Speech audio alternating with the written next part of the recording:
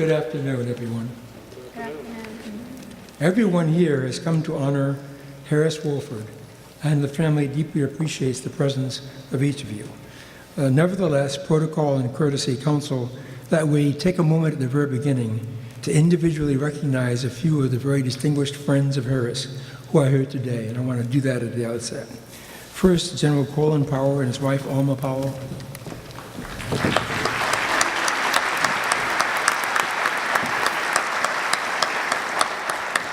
My governor, Governor Tom Wolf.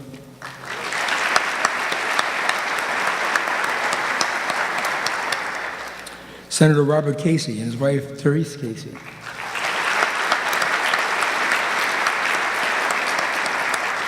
Senator Tom Daschle.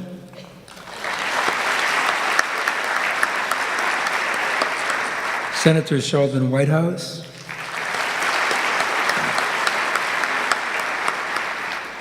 And Congressman Dwight Evans.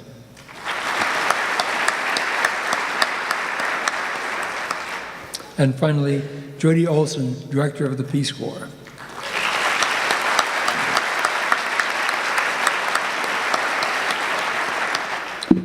Ironically, last evening as we drove home, my wife reflected on her visit to the Peace Corps exhibit at the JFK Library some years ago. As we drove, she recalled that as she entered the exhibit, there was a book enclosed in a display case, and the book was open to a page that had a photograph of Harris Wofford explaining the concept of the Peace Corps in India to a group of dignitaries and officials of the Indian government. As she thought back on that for a moment, she turned to me and she said, "Damn, Harris was doing good way back then." And indeed he was. In the words of Martin Luther King, his life was dedicated to bending the moral arc of the universe towards justice.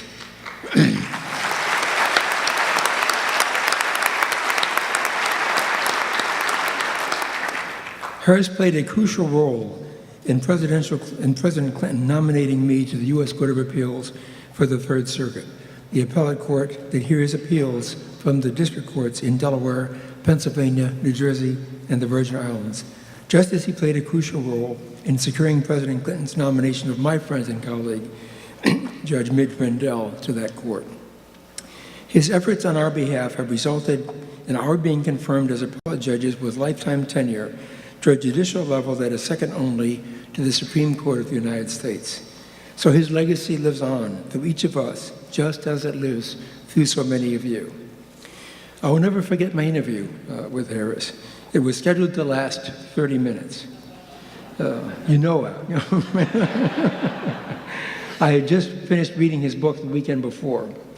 It started at 3:30 and it ended 3.5 hours later. But yet, as I left his office, it seemed like it had only lasted 30 minutes.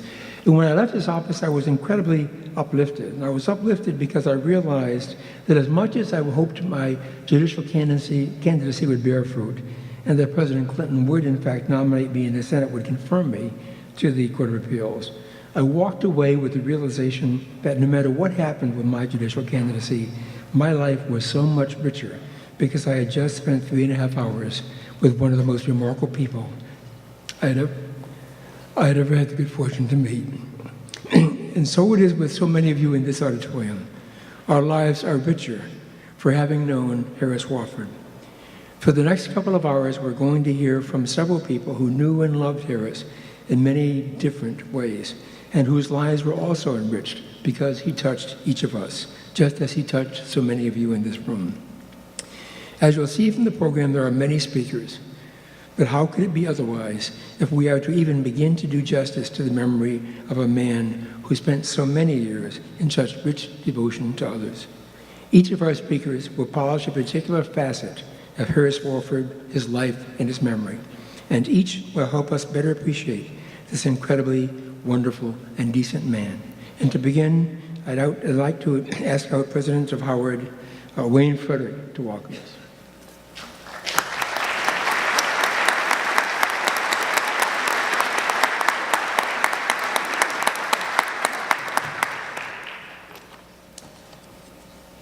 Good afternoon.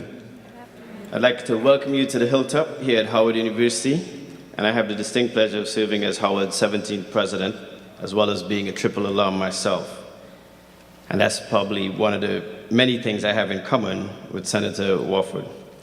On March 2nd, 1867, 152 years ago to the day, Howard University was chartered by an act of Congress.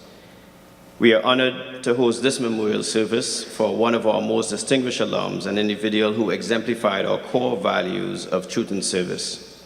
It is fitting that we gather here to celebrate the life of a man who embodied excellence in that truth and service. Service is in the DNA of our students.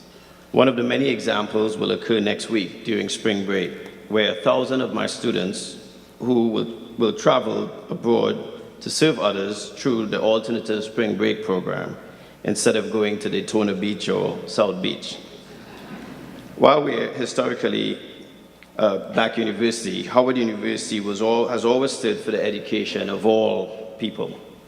Our law school will celebrate its 150th anniversary this year and was organized for the advancement of the cause of social justice through the law for the benefit of those kept on the margins of our society. Senator Wofford was a distinguished 1954 graduate of our law school and went on to work to advance civil rights at a time when our nation reckoned with the question of who qualified to be a full citizen. He leaves a lasting legacy of unity in his work to establish a Peace Corps that knit our world closer together through generations of volunteers. Howard University remains the top producer of Peace Corps volunteers among the historically black colleges and universities.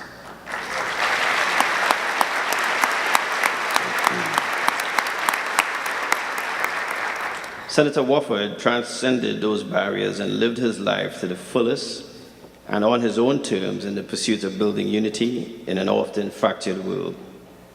Again, welcome to Howard University, and thank you for being here to honor a life well lived and a life that we should all use as an example.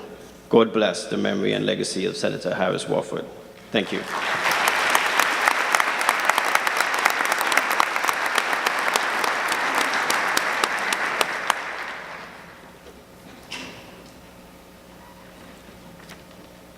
Good afternoon. Good afternoon. Okay, so we are here to celebrate, as Dr. Frederick said, the life of somebody who lived life to the fullest and with great joy. So let's try that one more time with some spirit, with some energy, with some love and some joy. Good afternoon. Good afternoon. I think Harris can hear you now. My name is Martin Rodgers, and I was honored to serve on Senator Wofford's staff in the Senate. I believe in the history of the Senate, I was the only legislative assistant to have one issue, namely national and community service.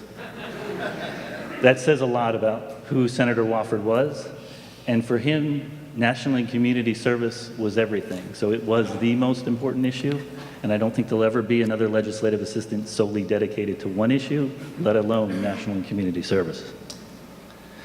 Father Theodore Hesburgh was Senator Wofford's most important mentor, friend, spiritual counselor, collaborator, co-conspirator, and co-creator for nearly 60 years. With the exception of my parents, these two men had more influence on who I am now and who, with God's grace, I am still striving to become than anyone else. In the late 1950s, Father Ted recruited a bright, young, and up-and-coming DC lawyer from Howard University, from Howard Law School, named Harris Wofford, to be his counsel on the newly formed U.S. Civil Rights Commission created by President Eisenhower. This bipartisan commission, comprised of Northern and Southern appointees, was designed to fail. But instead, with the leadership of Father Ted and Harris Wofford, it would unanimously propose sweeping changes and set the stage for the Voting Rights Act, the Civil Rights Act, the Fair Housing Act, and many other important pieces of legislation. It could well be argued that without their collaboration, many of the freedoms that I currently enjoy as a person of color today in America would simply not be possible. Father Ted would recruit Harris to the faculty at the University of Notre Dame, and the picture shown here is of the two men together at the 50th anniversary of the Hesburgh Library, where Father Ted asked Senator Wofford to deliver the only keynote address. The Hesburgh Library, for you football fans, is best known for its mural seen on Saturdays, Touchdown Jesus. Father Ted was Senator Wofford's priest. The two would also co-create and help launch the Peace Corps, and later in 1972, Father Ted would chair the commission which would advance Harris's idea for the creation of something called a corporation for national service. I suspect that sounds familiar to many of you, as 21 years later, President Clinton would create just such a corporation, and in turn, AmeriCorps and Harris would later become the CEO of the corporation after leading the fight for the bill's passage in the U.S. Senate. So we begin today quite fittingly with Father Hesburgh's favorite prayer, "Come, Holy Spirit." A very simple prayer, seeking wisdom to help those who with great passion and with great love, with fire, seek to make the world a better place for all.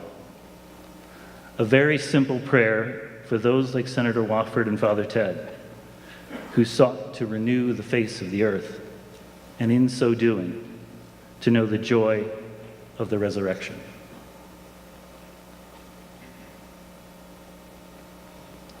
Come, Holy Spirit, fill the hearts of your faithful, and kindle in them the fire of your love. Send forth your Spirit, and they shall be created, and thou shalt renew the face of the earth. Let us pray, O God, who taught the hearts of the faithful by the light of the Holy Spirit. Grant that by the gift of that same Spirit, we may always be truly wise and ever rejoice in his resurrection. Through Christ our Lord. Amen.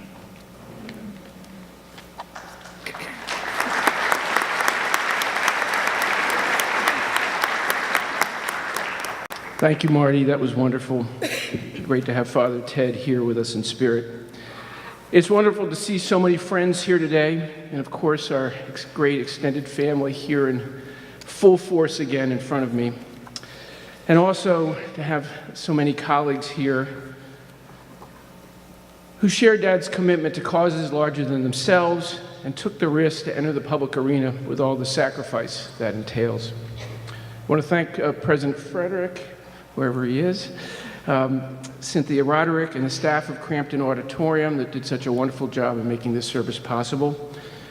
And we're honored to have our friend, Governor Tom Wolf, so fittingly a returned Peace Corps volunteer from India, here with us, and our great Senator and friend Bob Casey and his wife Therese, who will share their reflections later. I give a quick shout out to my pal Sheldon Whitehouse, who inherited my dad's desk on the Senate floor. Good to have you here, and so many other dear friends. I am also going to mention Kathleen Kennedy Townsend and Tim Shriver, who you'll be hearing from, representing the great Kennedy and Shriver clans that were so important to our family and my father. The great Mae West, who knew something about living life fully, once said, "You only live once, but if you do it right, once is enough." My father certainly did it right, but we're not here to sanctify him today. I'm channeling my late mother, Claire, who would have been sure to keep us grounded here. My father could, on occasion, as some of you here may remember, frustrate many around him. Indeed, he could be very stubborn. Mom used to say, after years of listening to Harris speak, "I can tolerate another speech if I hear one new thing." And thankfully, every so often she did, and we did too. She loved him, and we remember her today. In early January, fortuitously, I spent 3 days with my father, my last time with him. I'd come down to D.C. to assist 2 archivists who are here today, somewhere in the audience, sorting out papers stored in his apartment building's dusty basement garage. Among the artifacts we found buried under meaningless flyers and grocery receipts, he didn't throw out a thing, were handwritten notes from several presidents, letters to and from Sarge Shriver, Bayard Rustin, and Martin Luther King. We even found a 1991 Pennsylvania GOP opposition research tome. It sought to expose Harris as a communist or worse. It was called Spare Us from Harris. And I can say how my mother would have loved that document. I am going to see if we can get it published and circulated. Who knows, Thornburg might have won if they'd used it more strategically. My dad had an amazing ability over the decades to reinvent himself, creatively, inventively. And this included some myth-making that was necessary to fulfill his dreams. He once claimed in a speech during a 1992 West Coast trip after the 1991 election, raising funds, as Senator Daschle will know, after all the money poured in at the end from the DSCC, he had to pay his dues to raise some of it back. We were at an event in San Diego, and Dad had claimed to have voted for FDR. I did some quick fact-checking. I knew it didn't happen. Later, when we were driving with Senator Mitchell, George Mitchell, up to L.A., I found the moment to pounce, to disabuse him of this myth-making. You weren't old enough to vote in 1944, Dad. Do the math. He paused a good while, then laughed hard and said, well, I felt like I voted for him.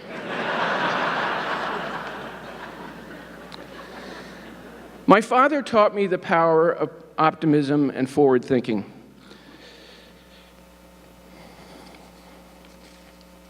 When appointed to the Senate at age 65, he enjoyed saying, "It's earlier than you think," a mantra he invoked often when he found me worrying about lost opportunities. His attitude to me was always, "Move on, man. Just keep going. Just keep going forward." So sometimes he was less than empathetic. But he always came through when someone in the family or in his larger circle of friends faced a serious problem or challenge. He was there for me night and day when it mattered. Night and day. His watchword that signaled something was important, a cause worth fighting for. Last year, as he recovered from the flu, I reminded him of this mantra. Dad, don't forget it's earlier than you think. But this time, he said, I don't think that anymore, at least not about myself. It's getting later. His timing was exquisite, showing up at critical junctures in the civil rights movement and several presidential elections. And on top of that, he found a way to die on Martin Luther King Day. He left us while still vital and able to hug me one last time as I left his apartment after digging through the boxes in that dusty basement. He uttered his oft-repeated words, I love you beyond measure. I say goodbye today, understanding him now more fully than ever, while still feeling that certain aspects of who he was will always remain an enigma to me. But I do know this, Dad. I do know this, Dad. I love you too, beyond measure.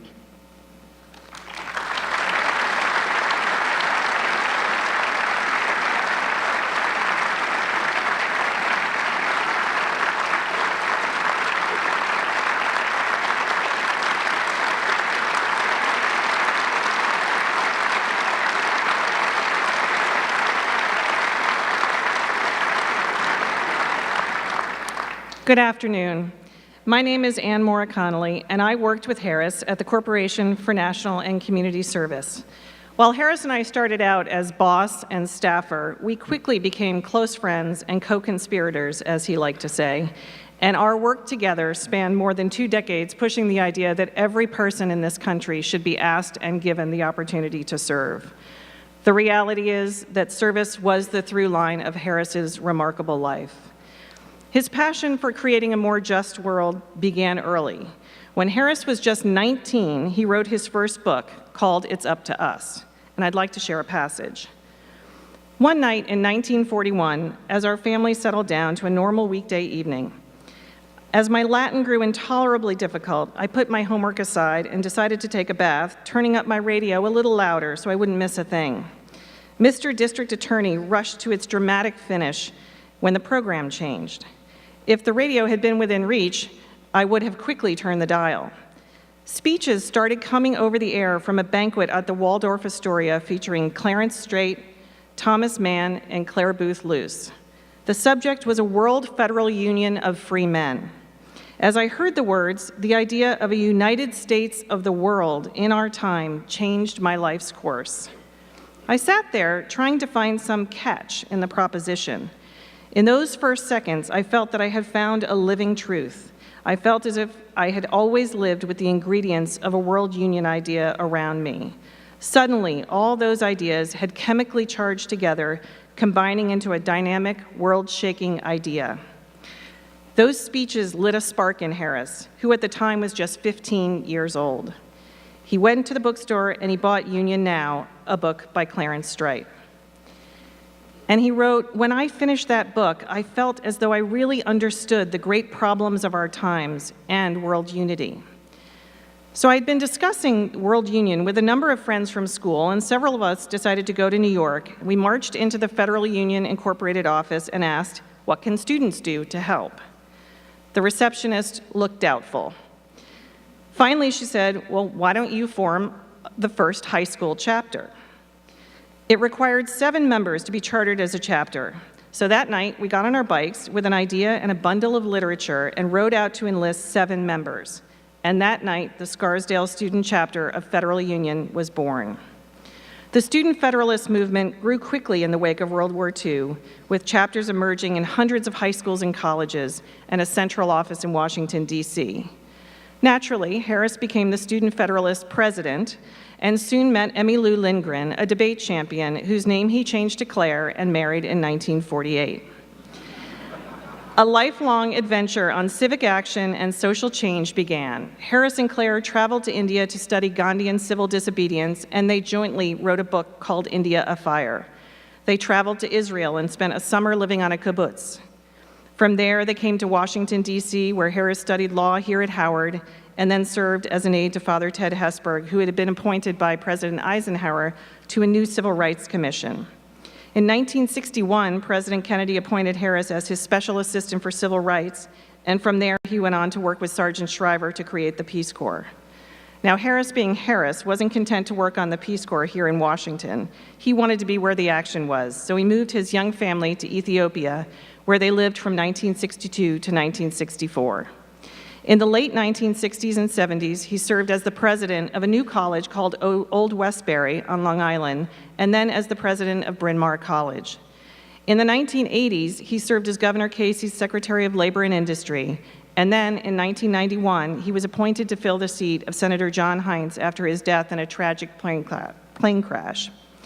In the election that followed, Harris won a dramatic victory against former Governor Dick Thornburgh. As senator, has been noted, Harris championed health care and national service, working with colleagues to pass the legislation creating the Corporation for National and Community Service and leading the effort to designate the Martin Luther King Jr. holiday as a national day of service. Following his time at the Senate, fittingly, Harris was appointed by President Clinton to serve as CEO of the Corporation for National and Community Service, and that's where our paths converged. And those are just the highlights. From those early years in the Student Federalist movement on, Harris played pivotal roles in nearly every important social and political movement of the last 75 years. He was a restless agitator for justice, animated by a deep belief that his beloved country must deliver on the promise of a better nation and world for all. That is what he spent his extraordinary life working toward, and that is the charge we must carry forth. Thank you.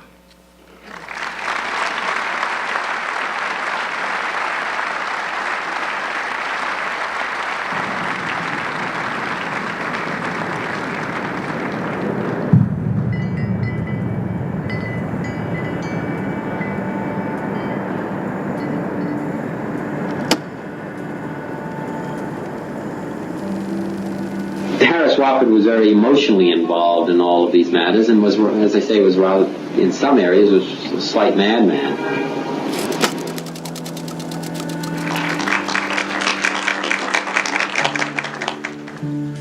What a warm, wonderful homecoming for me. I thank all of you.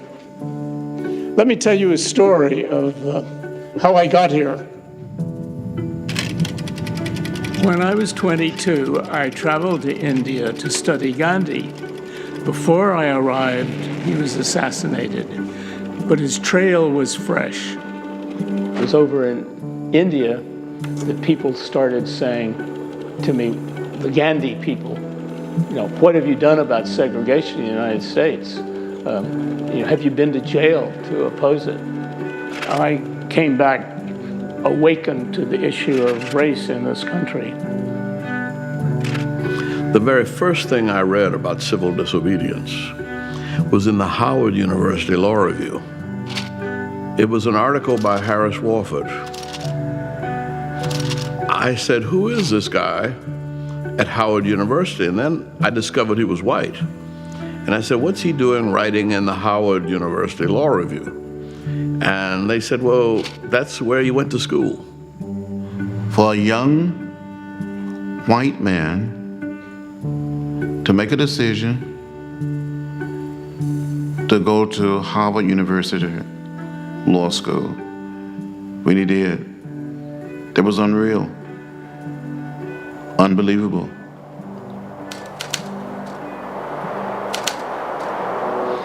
The part that nobody knows was that Martin Luther King was put in chains in the back of a paddy wagon with a German Shepherd. And he was driven in the middle of the night from Atlanta to Reidsville, which with no expressways was somewhere around 6 to 8 hours. He used to say that those of us who say we're willing to give our lives don't really know what we're talking about. We expect a sudden clinical death, being shot or stabbed or something like that. And he'd been shot at, his home had been bombed, and he'd been stabbed.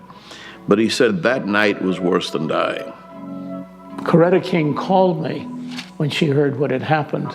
She was 6 months pregnant, and I'd never seen her hysterical before. After she called me, I said, well, you know, if maybe John Kennedy would just call on the phone to Coretta and say, we're doing everything we can, something like that. So I talked to Sergeant Shriver on the phone. He said, it's of course the thing to do. And he zoomed out to O'Hare Airport and proposed the idea. And Kennedy thought for a minute and said, do you have her phone number? Well, I owe a great debt of gratitude to Senator Kennedy and his family for this. And I will always say that I'm deeply indebted to him for it. Thank you very much, Dr. King.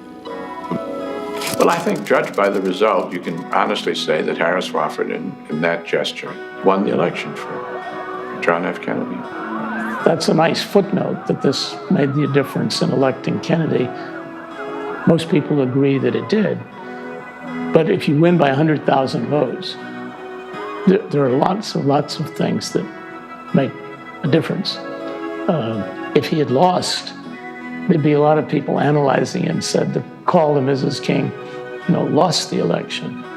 Success has 1,000 fathers and defeat is an orphan. Harris' phone call, thank God, elected John Kennedy. But even more thankful, for us, he was always the one who maybe saved Martin's life with a phone call.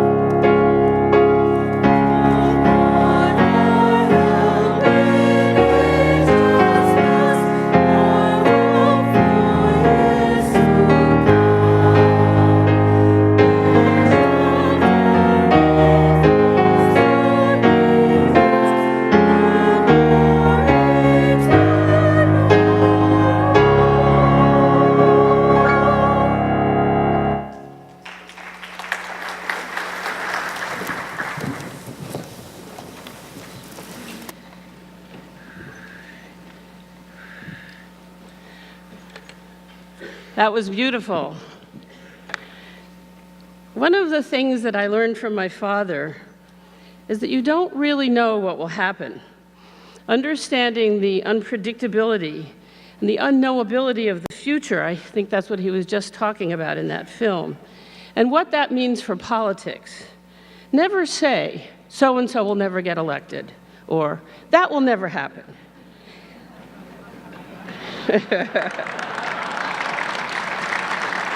Now, you've already heard this from my brother Dan, but some of us have always felt that my father had an exquisite sense of timing, getting involved in being interested in Gandhian civil disobedience just as the civil rights movement was really taking off.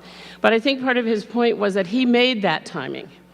So we have to, it's that sense of optimism that really made it possible, and you never know. My father influenced my life in many ways that I only see more and more as I grow older. His love for the classics and the books of the great St. John's and Chicago curricula was one of the great ideas that animated him. He inspired in me a desire for an intellectual life filled with ideas and poetry. And one of my earliest memories of my father is sitting on his lap in a room with people in a circle discussing a book. No doubt it was a great book seminar happening in our living room in Holland Hills, Virginia, when I was very little. Shh, he would say. We are following the question where it leads.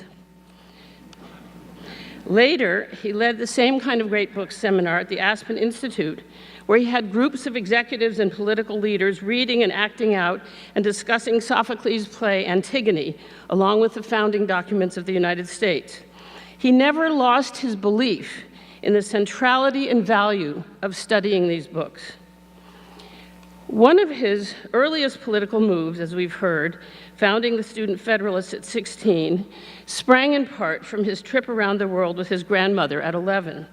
The larger world was so important to him, and he made it mean so much to us too. Something of that Student Federalist urge towards world government was bred into me and colors my terrible regret and dismay at Brexit and at the notion of building a wall on our southern border. As Dad would say, reading a favorite poem, something there is that does not love a wall. Before I built a wall, I'd ask to know what I was walling in or walling out, and to whom I was like to give offense. That's from Frost's Mending Wall.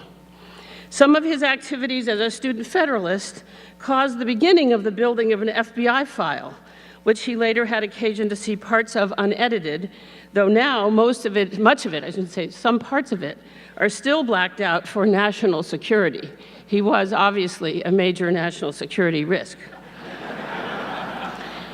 For instance, attending an Internationalist Youth Congress as the Student Federalist representative, a Congress that was dominated by youth leaders from Eastern Europe, just at the beginning of the Cold War.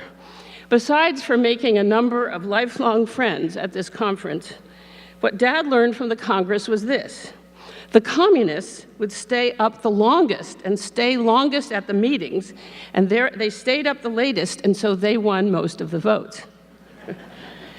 And Dad took us to the world, our children on long around-the-world trips, and us to Ethiopia during his Peace Corps years.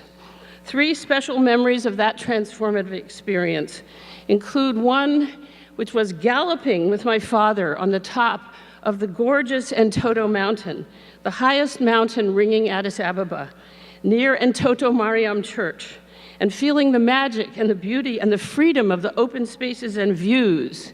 With Dad, it was always about views. When I think of it now, it seems to me that it was unbelievably dangerous. And I can hardly believe that we survived. But that was Dad. Because, as you know, my father was a daring man and an adventuresome one. When I was 11, our family went on a trip in Ethiopia with Dad to visit a number of Peace Corps volunteers' sites, going up east from Addis through Debre Birhan, Dessie, Mekelle, and on to AnnMaura. For reasons that I don't know, from AnnMaura, my mother and brothers went back to Addis, perhaps in a plane, and I continued on in a Land Rover with my father and probably a couple of volunteers or Peace Corps staff. From Asmara, we went to Aksum, the Queen of Sheba's capital, and on to the source of the Blue Nile, Lake Tana, near Gondar. I can imagine now the appeal to Dad of swimming in the source of the Blue Nile. He was a real romantic. But we were told that in the lake there were snails that could give swimmers the quite awful disease of schistosomiasis. But never mind. If you go far enough out in the lake, into the middle, the snails aren't there, and you'll be fine. So off we went in a small boat to swim in the middle of the lake, and I still remember the beautiful glow on the sunset, of the sunset on the lake after we swam, and my father's deep pleasure at the water, the sunset, the volunteers, the lake, and the entire experience of immersion in the beauty of Ethiopia. My father was a funny man as well, whose characteristic responses were so consistent that they could be easily laughed about, like his propensity to make close friends in odd spots on a moment's notice. When my family had just moved to Madison, Wisconsin in 1992, my father managed to visit us by coming to give a campaign speech for Clinton. His speech was to be at a rally on Library Mall at the university, a large open space lined with several food carts where students would grab a quick snack. One was labeled East African food. Dad was in town for about 2 hours, and I left him briefly at the site of the rally, and when I returned, I was confronted with the question, "Do you know my good friend Mikaeli? He is from Harar." Of course, I had not yet Mikaeli. A final memory from Ethiopia comes from our first months there, when we, our family, and all the volunteers went to meet Haile Selassie, the diminutive emperor, king of kings, conquering lion of Judah, who spoke little English, but he did speak French. Some of the Ethiopia One volunteers who are here will remember this reception as well. When our turn came, my father proudly announced that I, aged 10, spoke French. I had in fact been 1 month to a camp at Beauvoir here in Washington. And we had a picture of me in front of the emperor holding up my fingers saying, "Un petit peu." And that photograph has helped to solidify my memory, but it was a picture lost in the Great Fire in my father's office at Old Westbury, where he lost countless valuable papers, photographs, and documents. I mention the lost picture because my father, whose zest for life was so intense, suffered many deep losses. I still remember the surprise of seeing him and my mother crying while shouting out on the phone from Ethiopia, trying to hear well, that John Kennedy had been shot. They felt so far away in that moment. The grief was perhaps even more intense with Martin Luther King's death and then Bobby Kennedy's a few months later. As we suffer his loss, I think of his loss of deep friends, his own experience of this loss. So much experience and confrontation with death maybe gave him some of his love of life, of change, of experience, of movement, and of pleasure, something to seize at any moment. I went with my father to the funeral marches of Martin Luther King, first in Memphis and then in Atlanta. I was 16. In Memphis, the march was not so big, but in Atlanta, it was huge. Dad wanted to get into the Ebenezer Baptist Church where the funeral service for King was happening, but the crowd's press against the church and in that arena was very intense. He found a friend, an African-American minister from somewhere in the South, and handed me over to this person. He's saying, "I'll be right back." Sometime later, the pressure outside the church became more worrisome, and the minister thought that maybe we should move to another spot. And I think we both realized that we might end up spending the entire day together, given the size of the crowd. Luckily for the minister, Dad appeared just in time to keep us from being permanently separated. But I still remember the vision of the vast number of people on the 8-lane highway, it seemed, stretching back behind us for a mile or more as the crowd marched to Morehouse College, where a public service for King would happen. A short passage from the book he wrote about the visit of Ramanohar Loya, the great Indian Gandhian socialist leader who came to America in 1951, and Harris traveled with him around the country, around the South. This passage captures Dad's own sense of loss better than I can. This book was on the table near the couch where I sat with him in late December, and it was very much on his mind. The chapter is called "One Gets So Lonely," which turns out to have been a quotation from Einstein, who knew that Dad had visited Einstein with Loya, and Einstein meeting Loya had felt of true kinship. So the chapter is called "One Gets So Lonely," and this is a quote from Harris. "We each should have our favorite revolutionaries, political artists, and teachers, and I have been luckier than anyone deserves. Yet in one season of death, the most Socratic teacher I ever expect to meet, Scott Buchanan, has died, and two of the men to whom I was most devoted in politics, Robert Kennedy and Martin Luther King, were killed. And in this year of tears, began with the terrible loss of Ram Manohar Loya, a man who will always walk on the waters of my memory as the embodiment of a permanent and peaceful revolution. Walk on the waters of my memory, a beautiful phrase. Dad ended the chapter quoting Loya, who had written, "I once met a man, and his memory shimmers the past." I once met a man, and his memory shimmers the path. Harris writes, "He meant Gandhi. I meant Loya." And we can add, we mean Harris. For I believe for all of us, Harris will walk on the waters of our memory, and his memory will shimmer the path.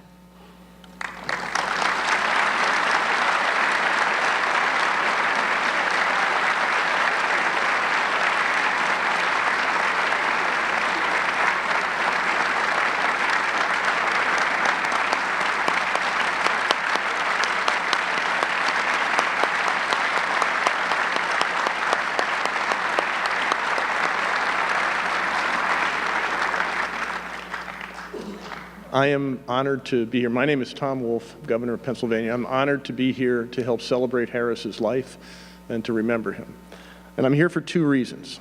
First of all, to pay tribute to a Pennsylvania citizen who honored the Commonwealth in many different ways by his service. And second, to pay tribute to a human being who was an inspiration to me personally. In both, I extend my deepest condolences to all who loved him. And I want to thank especially Harris's family, his husband, his children, his grandchildren, for sharing him with us. His life story is a remarkable one. He served always, well, I should say he seemed always to be where something was happening, something important. And it turned out that some of those things that were important were happening simply because he was there. Thus, he and Claire traveled to India, as you've heard, soon after independence, where they met most of the leaders who actually led the independence movement. He was Father Ted Hesburgh's lieutenant in the Civil Rights Commission. He brought Gandhian nonviolence to Martin Luther King's civil rights movement. He convinced JFK of the need to take civil rights seriously, including his famous call to Coretta Scott King. He helped Sergeant Shriver found the Peace Corps. He was a college president twice. He served in Governor Robert Casey's cabinet. He was a U.S. senator. In all these things, he made our world a much, much better one. And it was truly a great thing that some of these chapters in his distinguished life actually connected with my state, Pennsylvania. All of us in Pennsylvania, therefore, remember him with great appreciation, and we, like all of you, mourn his passing. But I also appreciated Harris personally. I got to know him through our shared commitment to the Peace Corps. He as one of the founders, I as a volunteer in India. He was possessed by the idea and the practice of service. From the Peace Corps to the Citizen Service Project in Pennsylvania to actually elected office, to public service. I blame him for me being where I am today. He judged himself and the people he knew by their willingness to serve. Like many others here today, I was privileged to know him. I was privileged to work with him. And I was privileged to see firsthand how his passion for serving others made the lives of so many of us better. As Harris said in his last words on the Senate floor, he said, "My thoughts tonight are most of all on how lucky I have been. How very, very lucky." So actually, Harris, we the ones who knew you, we're the ones who were lucky.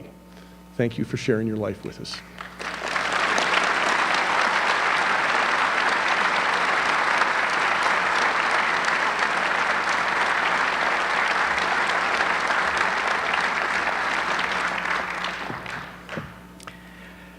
Good afternoon. My name is Tim Shriver. I was introduced earlier by Dan as being able to come here to represent the Shriver and the Kennedy families. My cousin Kathleen is here. Anyone who knows our family knows that no one represents the entire family. And so let me just make that first point of clarification. I'm also one of many, many speakers, and there were lots of emails, but there was one email I got 4 times that was addressed only to me, and it said, keep it to 4 minutes. 4 separate times I was reminded. So if someone sees that clock go beyond 4 minutes, scream. I think the first emotion I feel here today is one of gratitude, not just to Harris, but to the volunteers, to the Peace Corps volunteers, the AmeriCorps volunteers, and I would just... So maybe I'd ask everyone who's volunteered to stand. All of you, yeah, please rise. Look at this. Wow.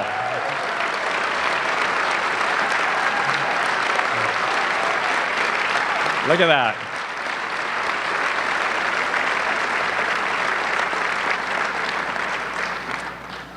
I think Harris once said to me, if Peace Corps and AmeriCorps volunteers only had uniforms, like the military, that we would have a proper sense of respect and awe and wonder for the service they have given, just as we honor and respect and have wonder for the service that men and women in uniform who serve in the military have. I think, though, that I can say that I hope I speak, and I'm sure I do, for Kathleen and her dad and my dad and mother and all of our parents' generation, who I'm sure were the welcome committee. I know there was a long line of people welcoming Harris to the next dimension, but I'm sure they would, we can agree that it is the people who just stood who are being honored today and who are Harris's greatest legacy, in addition to his family and Matthew. It is those men and women who make a sacrifice, who make a choice, who make a decision, who opt out of comfort and out of convenience and out of routine and out of the norm, to cross some barrier, however close or distant it might be, to cross some barrier, whether it be a barrier of language or race or creed or color, geography or history, to cross some barrier to make their lives a bridge of healing and unity. And I think if there were one thing that Harris has lived his life for, at least as far as I could tell, it was to invite us all, in whatever small way we can, to make ourselves that bridge. When I grew up in my house, there were bishops and rabbis, there were nuns and other rebels, there were judges and juvenile delinquents, there were CIA agents and their favorite Peace Corps volunteers, there were civil rights and right-to-life people, communists and capitalists. There was an extraordinary array of people in this community of leaders and activists and political folks and social change folks who would convene in my house, not just my house, but in the Wofford house, in the Kennedy house. It was quite an extraordinary gathering, and someone might say, well, what was the defining feature? Who was limited? Who was out? I think the only people that were out were cynics. Everybody else was in. If you had a desire, if you were willing to be in the game, no matter what perspective you came from, you were in. Now, many people hear from their parents in very important questions, things that resonated for them throughout their lives. The question that I remember most is coming into my house is saying, who are you? Shortly thereafter, are you leaving soon? You know? And if the person looked like they were going to stay, I would ask, where's my mother? Or my father. They were rarely there. But anyway, but the person who was there all the time was Harris.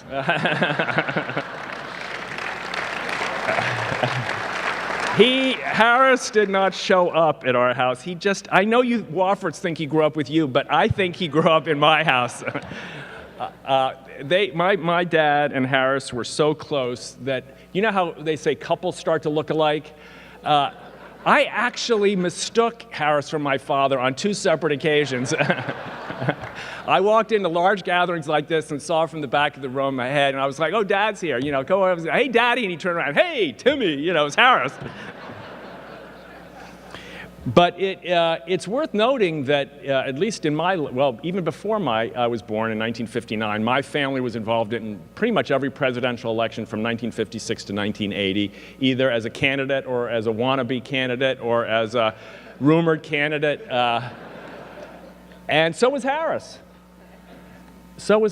There was a relentless concern for national politics and for the elevation of issues.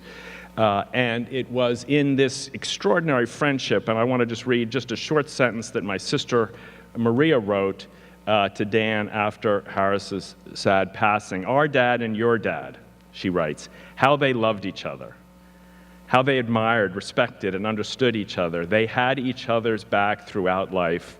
What a glorious friendship to celebrate. I think throughout my dad's life, there was Harris as a mentor, Harris as a guide. My dad would drag Harris to Mass. Harris would drag my dad to Indian literature and remote philosophical treatises. They never seemed bothered by each other's differences, always enamored. Harris had more ideas than any man alive, and my dad had more willingness to talk about ideas than any man alive. And Harris could talk, I know, it's true, but my dad, no, I'm sorry. He could hold his own against Harris in that category or together with Harris. And I would just say in thinking about this era that Harris and my dad in some ways and so many other of yous lived together, there was in some sense a kind of politics that does not exist today.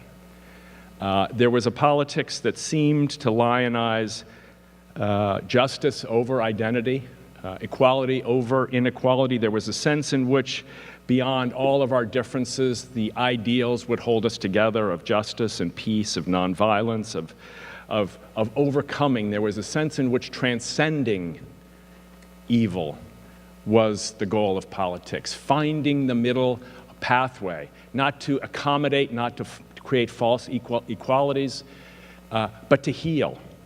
And in Harris's life, we see not just the philosophical treatise of healing, the political action of healing, the social change, the rhetoric of healing, but maybe more than anything, because as we all know, those things will fade. We saw a life of healing.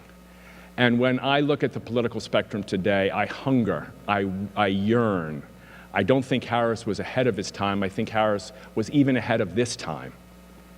And we stand here today not just to celebrate who Harris was and what he did, but to try against the odds, to bring back and to bring us forward into what he yearned to create.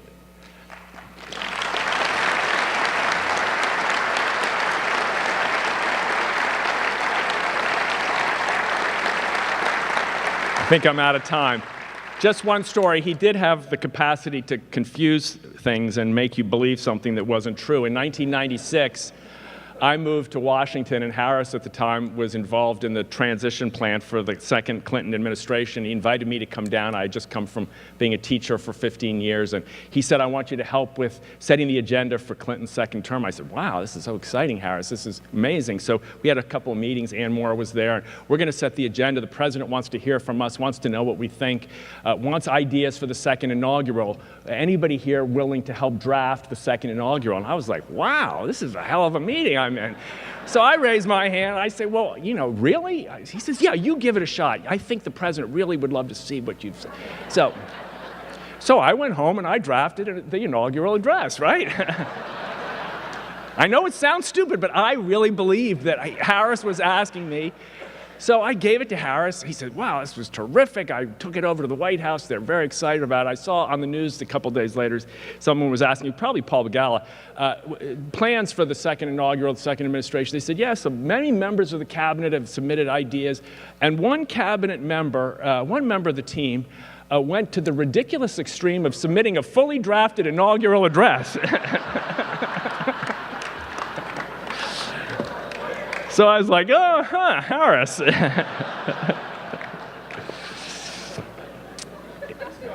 I don't. I thought about looking for it, but then I thought that's a waste of time. In his book of Kennedys and Kings, Harris wrote, "The mystery of how the minds and hearts and feet and votes of people are moved on issues of fundamental importance where prejudices or differences of opinion are deep-rooted remains one of the great questions vexing our republic, to which there is no easy answer. The principle of a tyranny is fear," says Montesquieu. "Of a republic it is learning." He writes, "Thanks to Dr. King and John and Robert Kennedy and Lyndon Johnson and Father Hesburgh and the Civil Rights Commission and the NAACP lawyers, the whole civil rights movement, and all the walking and voting and singing and suffering to the tapping of America's religious and political tradition, thanks to all the deaths even, somehow, in some strange way, the nation is learning."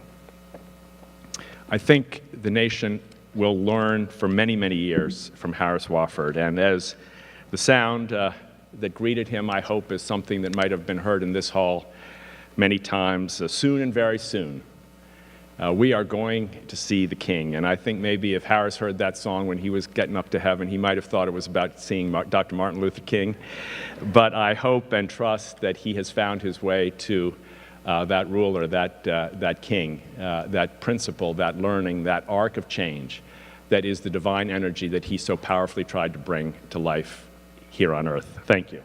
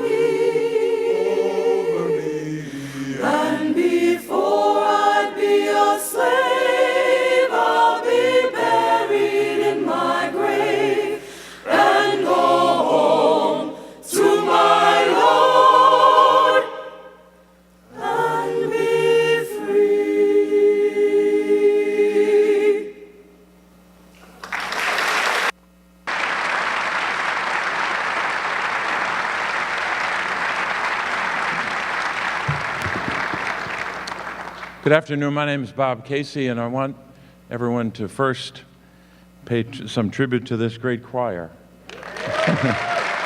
What a magnificent...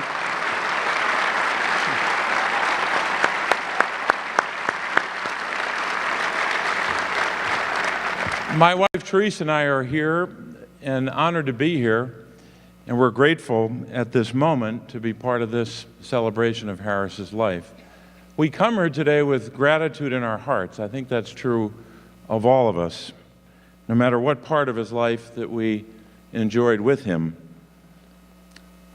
We, of course, want to extend both condolences and our best wishes and our love to Dan, Suzanne, David, and Matthew, and the extended Wofford family, and all who are here. I just saw us coming in today as Brother Jack and so many others. We all feel part of that family today. Why Teresa and I are so grateful to be here is that we're given an opportunity to pay tribute to a faithful friend, and in my case, to a Senate colleague from Pennsylvania. I'm one of his successors. And I think to all of us, we're blessed to pay tribute to an individual who can only be described as a servant leader, and someone who inspired me to try service at a young age. When I was in college, I guess most of this started with just something very simple, a book and an inscription in that book. The book happened to be Harris's 1980 book of Kennedys and Kings. And inside the cover, there was an inscription, and it read as follows. I just found this last night and took a picture of it to have it as a memory.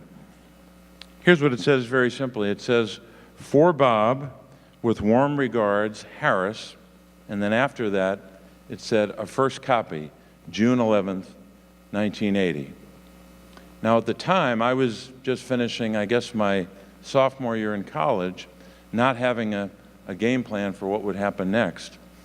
But reading that great history of the 60s, which wasn't a total summary or history of the 60s, but a lot of it, it gave me an insight into that era when I was just growing up and didn't appreciate those events. But it also inspired in me a willingness to at least consider service. It ended up with, about a year and a half later, I decided to become a Jesuit volunteer. And I was at a Jesuit college, so of course, Holy Cross being a Jesuit college, they helped to inspire me, the Jesuits, and as did both of my parents. But part of that inspiration was Harris's life, as outlined in that book, and of course his commitment to service. In the Peace Corps, leading the Peace Corps, with Sergeant Shriver, but also his other ways of serving. But the inscription, of course, addressed to Bob was not me. It was my father.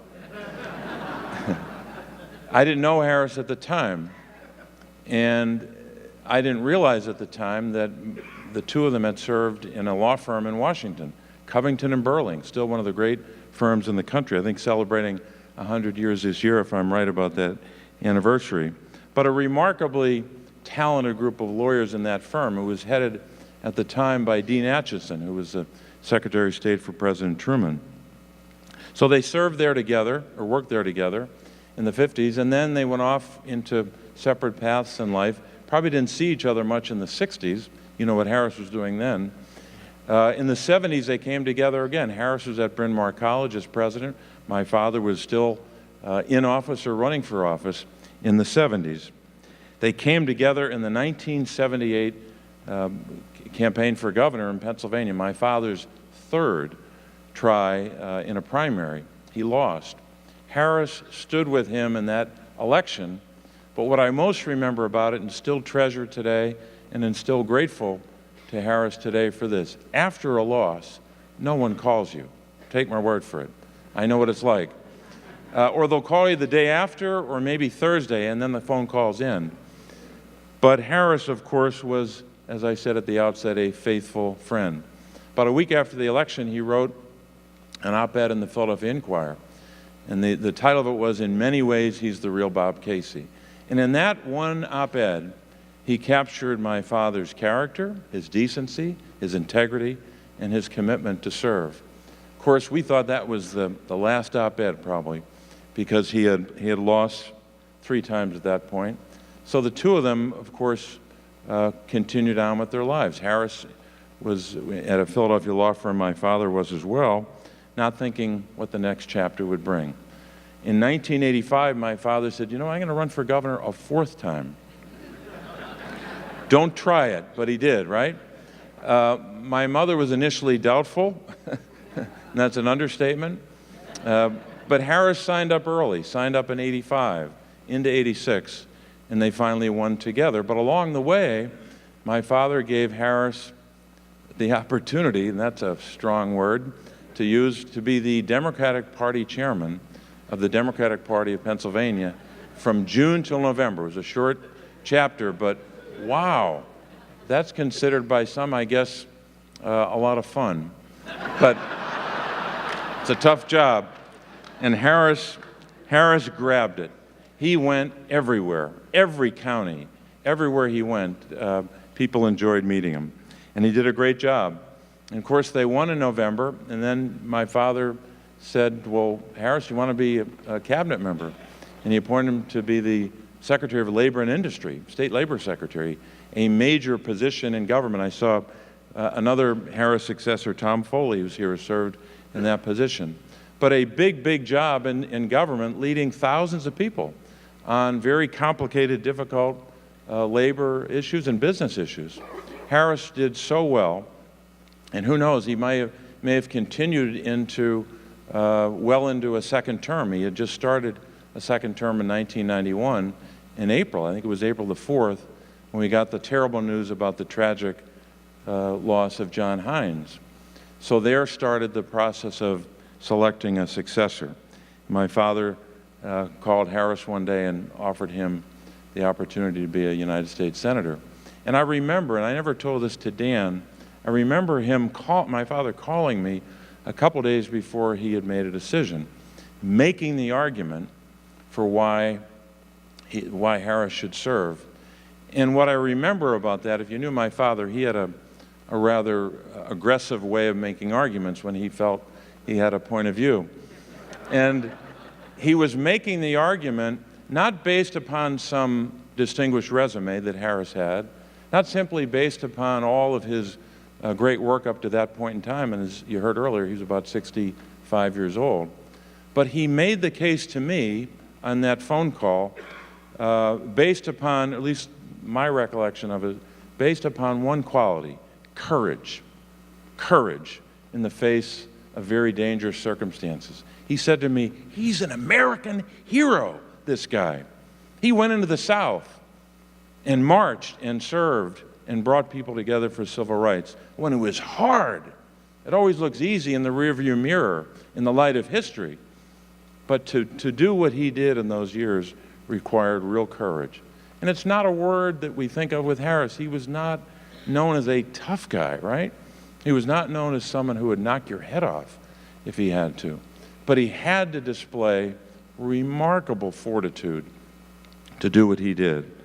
So I want Dan and the whole family to know that's the case that my father made to me. And of course, at the end of the conversation, he said, Dad, I think it's a good decision. But he was already there. I was blessed to be the beneficiary of Harris's friendship throughout those years, but more importantly, for me at least, when I was running in 2006 for the seat that he once held, and even thereafter when I was in the Senate after that. He was a mentor. He was an inspiration still all those years later, and we had, I guess, another chapter of friendship in those years. One memory, and I'll conclude, one memory stands out for me. Harris, we asked him to come back to our office one day, I guess it's now maybe 4 or 5 years ago, to talk to our staff. These are young people in their 20s and 30s, very few in their 40s and 50s, who had never experienced the stories about his life or maybe even some of the history. So we sat at a long conference table, and he at the front, I sitting next to him with microphones because it was a long table, and we had like a brown bag lunch with Harris Wofford, just telling stories and taking questions about his life and about the events that he was part of. It was a remarkable day for those young people to be able to hear directly from someone who was, in so many ways, in the best meaning of that word, an American hero. And we're so grateful to have been part of that moment. I wish we could recreate it today. Harris was a man, of course, of grace and warmth. He was a person for others, as the Jesuits would remind us that we should all be. But he was also someone who loved justice. How could he not, based upon what he did in his life? The best compliment I can pay to him is to summarize one of the great hymns in the Catholic faith, "We Are Called." And the refrain of that hymn, I think, is probably the best encapsulation of a life well lived. We are called to act with justice. We are called to love tenderly. We're called to serve one another and to walk humbly with God. All of those things Harris did. He certainly spent his life acting with justice, for justice, on behalf of those who needed a measure of justice. We were all the beneficiaries of his love. Service, my goodness, who can you think of that matches his commitment to service and serving one another? And yes, he did walk humbly with his God. With all that he was a part of, with all the great things he did, he still had a healthy dose, a full measure of humility all those years and in all those circumstances. So I would say Harris Wofford was called in so many ways to do the good work that he did on earth. Well done, faithful servant.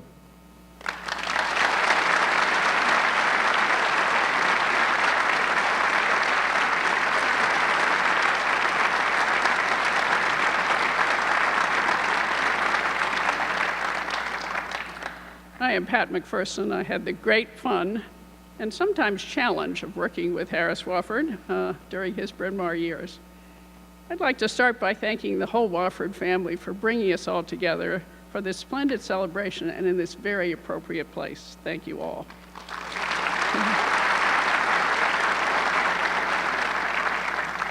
And also, it was great to see all of the Peace Corps. It was also great to see all the Peace Corps people. Among them are some Bryn Mawr alumni, so terrific, all of you. Now, coming together with Harris's splendid family and with so many of the friends he made over the course of his amazingly rich, full, and consequential life has given us all an opportunity to think back this afternoon on some of the critical issues of our day that so benefited from Harris's energetic and always optimistic engagement. Harris spent only 8 years at Bryn Mawr as its president, but they were critical years for the country and for the college. And they served in an important way to launch Harris's role in Pennsylvania politics, which led eventually to his election to the Senate and later to his influential role in shaping national service programs and bringing the issue of access to affordable health care into the nation's policy conversations. He was only the second male president of Bryn Mawr, separated from Bryn Mawr's first male president by 3 formidable women, each of whom served for more than 20 years. Harris was president of SUNY's new experimental college, Old Westbury, when Bryn Mawr's presidential search committee came calling. Claire Wofford, who was witnessing one of Old Westbury's rather frequent student sit-ins, told one of the trustee members of the search committee that she hoped that whenever they left Old Westbury, Harris would do something like run a country grocery store and not work in any college. She was told coolly by the trustee that Bryn Mawr was not any college. And Harris always loved that story, and he told many alumni groups how right it was. Now, Harris and Claire both opened many windows and doors that needed opening at the college.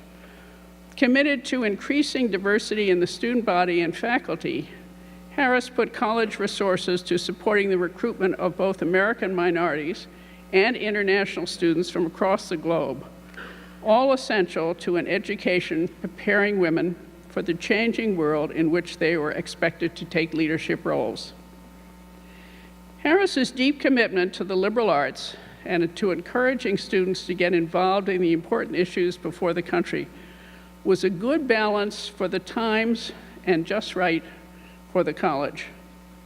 Harris enjoyed those years. He delighted in the strong women he met and worked with, and admittedly learned from. And whether he was trying to coax Katharine Hepburn to come back to speak with students at her college, a notoriously difficult undertaking, or coping with Lillian Hellman, who insisted that he fill her water pitcher set on the rostrum for her reading with vodka, not water, or agreeing to represent Georgia O'Keeffe in her suit against her longtime live-in assistant, Juan Hamilton, after he got to know her when she had an exhibition of her work in Louis Kahn's building at the college. He relished those experiences. All during his time at Bryn Mawr, Harris was a fine model for young women who too often felt patronized by older men or by men expecting to be in charge. And Claire's involvement in the college, taking French and later working at Bryn Mawr, gave her an important role and modeled a good modern marriage and family life for all to enjoy. Working with Harris was always challenging and yet always fun. I learned much from him, and though I may have often slowed him down by insisting on college or the academy's protocols, I, as someone who had lived all my life in school, as it were, enjoyed hugely having my own horizons widened and my usual responses to issues or problems challenged. All of us here benefited from our friendships with Harris in the many different spheres in which we encountered him. He did have a great gift for friendship. But as I think about the state of our country today, what I find I value most about Harris and thinking back on him was his commitment to the idea of the common good, which so surely informed his own life, and the honest and decent way he always went about doing the colleges or the law firms or the nation's business. Thank you.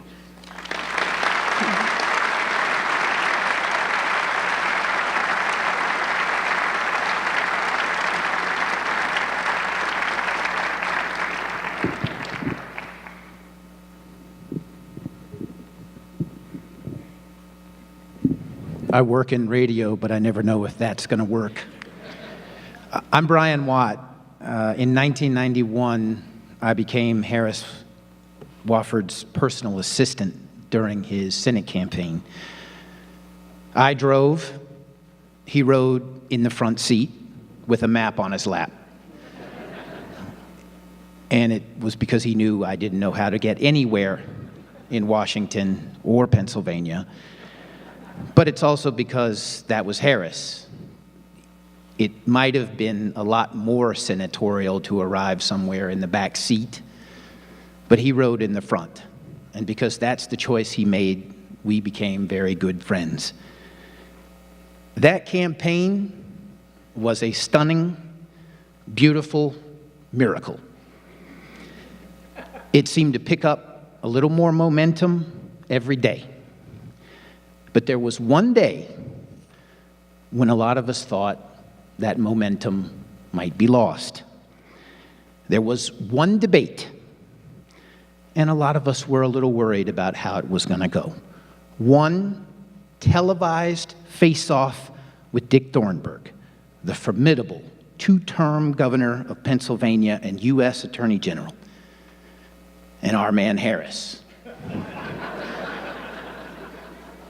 who was once described as rumple, more than once described as an egghead, and I actually think he kind of liked it. Harris was not really a politician. He had advised them, but he wasn't a politician, and we thought it might show that night.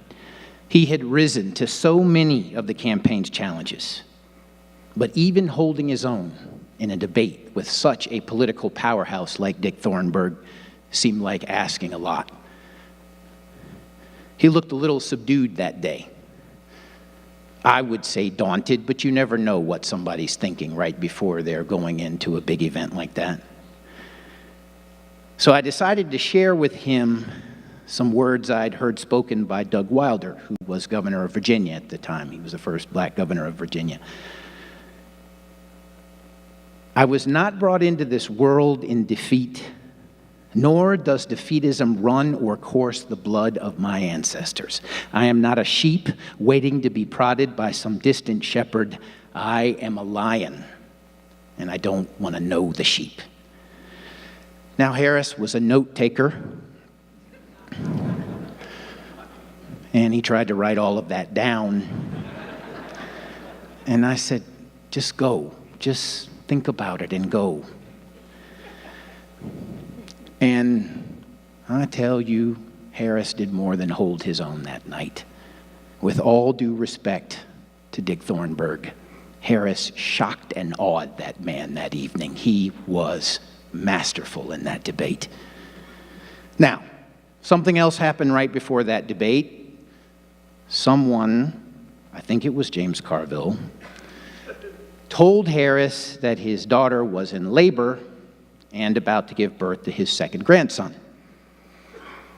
Didn't turn out to be true just yet, but I think that also helped in firing Harris up before going into this debate. But here's the deal. After that debate, he came out and he said, Brian, it's what you said that really helped me. And everywhere we went, he told everyone about how I had told him about not being a sheep, but being a lion. Sometimes he even brought me up and made me give the quote. And I guarantee you that if he were with us right now, and he is, he would insist on telling you about that and maybe even ask me to come up and read those words. At any rate, his family has asked that I read more inspiring words that capture Harris's spirit that meant a lot. Invictus by William Ernest Henley. Out of the night that covers me, black as the pit from pole to pole, I thank whatever gods may be for my unconquerable soul. In the fell clutch of circumstance, I have not winced nor cried aloud. Under the bludgeonings of chance, my head is bloody, but unbowed. Beyond this place of wrath and tears looms but the horror of the shade, and yet the menace of the years finds and shall find me unafraid. It matters not how straight the gate, how charged with punishments the scroll. I am the master of my fate. I am the captain of my soul.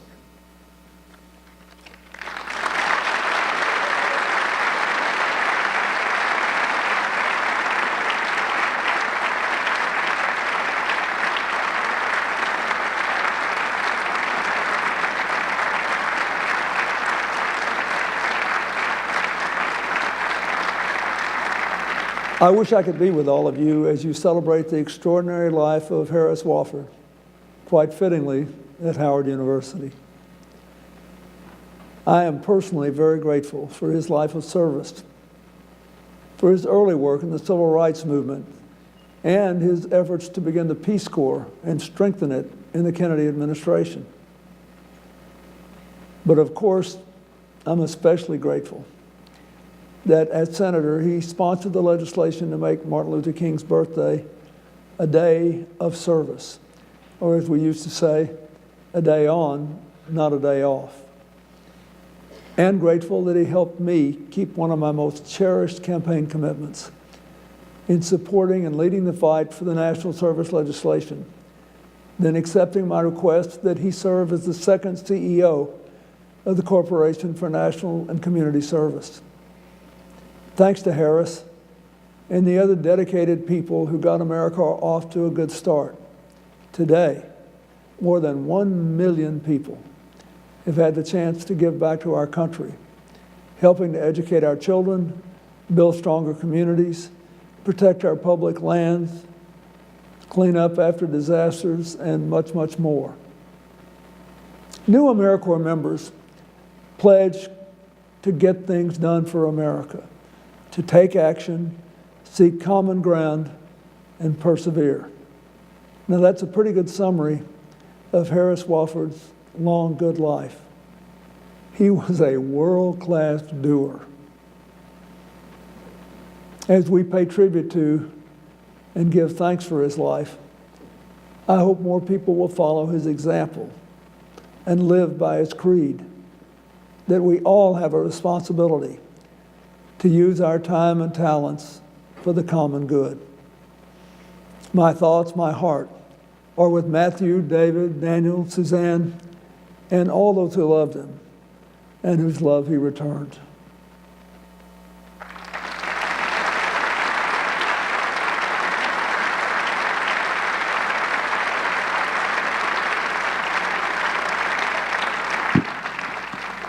He called me last night.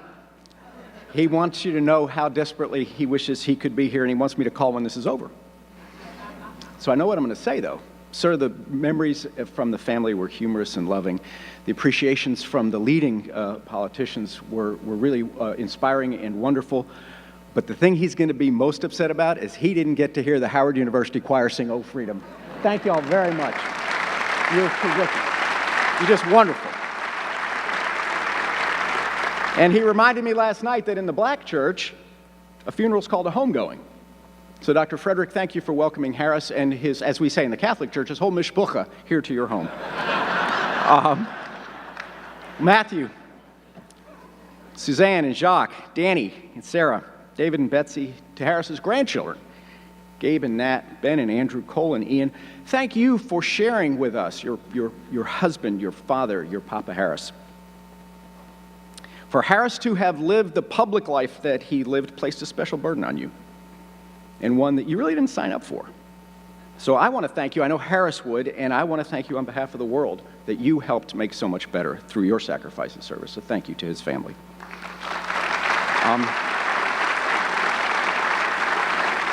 This man's life and work and vision and career, it spans so many decades. I'm the new kid on the block, and I only knew him for 33 years. I met him first working for Bob's father, the Democratic nominee for governor of Pennsylvania in 1986. And as Bob pointed out, he was supporting Mr. Casey then, and the Pennsylvania Democratic Party at that time had a rich tradition of corruption. In fact, those of you, I think Governor Wolf is from Central PA, but those of you from Philly will know there was a great old saying at the time in the Democratic Party in that Commonwealth: when I die, I want to be buried in Philly so I can remain active in the party. Well, Bob, your father was straighter than a West Texas highway, and he wanted a state party chair who was as incorruptible as he was. So he asked his friend Harris to chair the party, and Harris and I became friends. And Bob, he gave me a copy of that book as well, of Kennedys and Kings, which I do commend to you, and he inscribed it. And here's what he wrote to me. 1986, 33 years ago, I was still in law school. He said, "To Paul Begala, who will have his own story to tell." Well, yes, I do, Harris, and a lot of them revolve around you. When tragedy took Senator Hines, Governor Casey, as Senator Casey pointed out, called on Harris to serve in the Senate, and we had a special election 5 months later.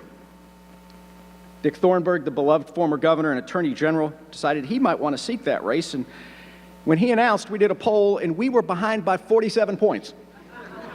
We didn't have 47 points. We were behind by 47 points. I just wanted to gain 30 so we could get our butts whipped. But fortunately, Wofford was a natural, tireless and charming, steely and driven. But enough about Claire.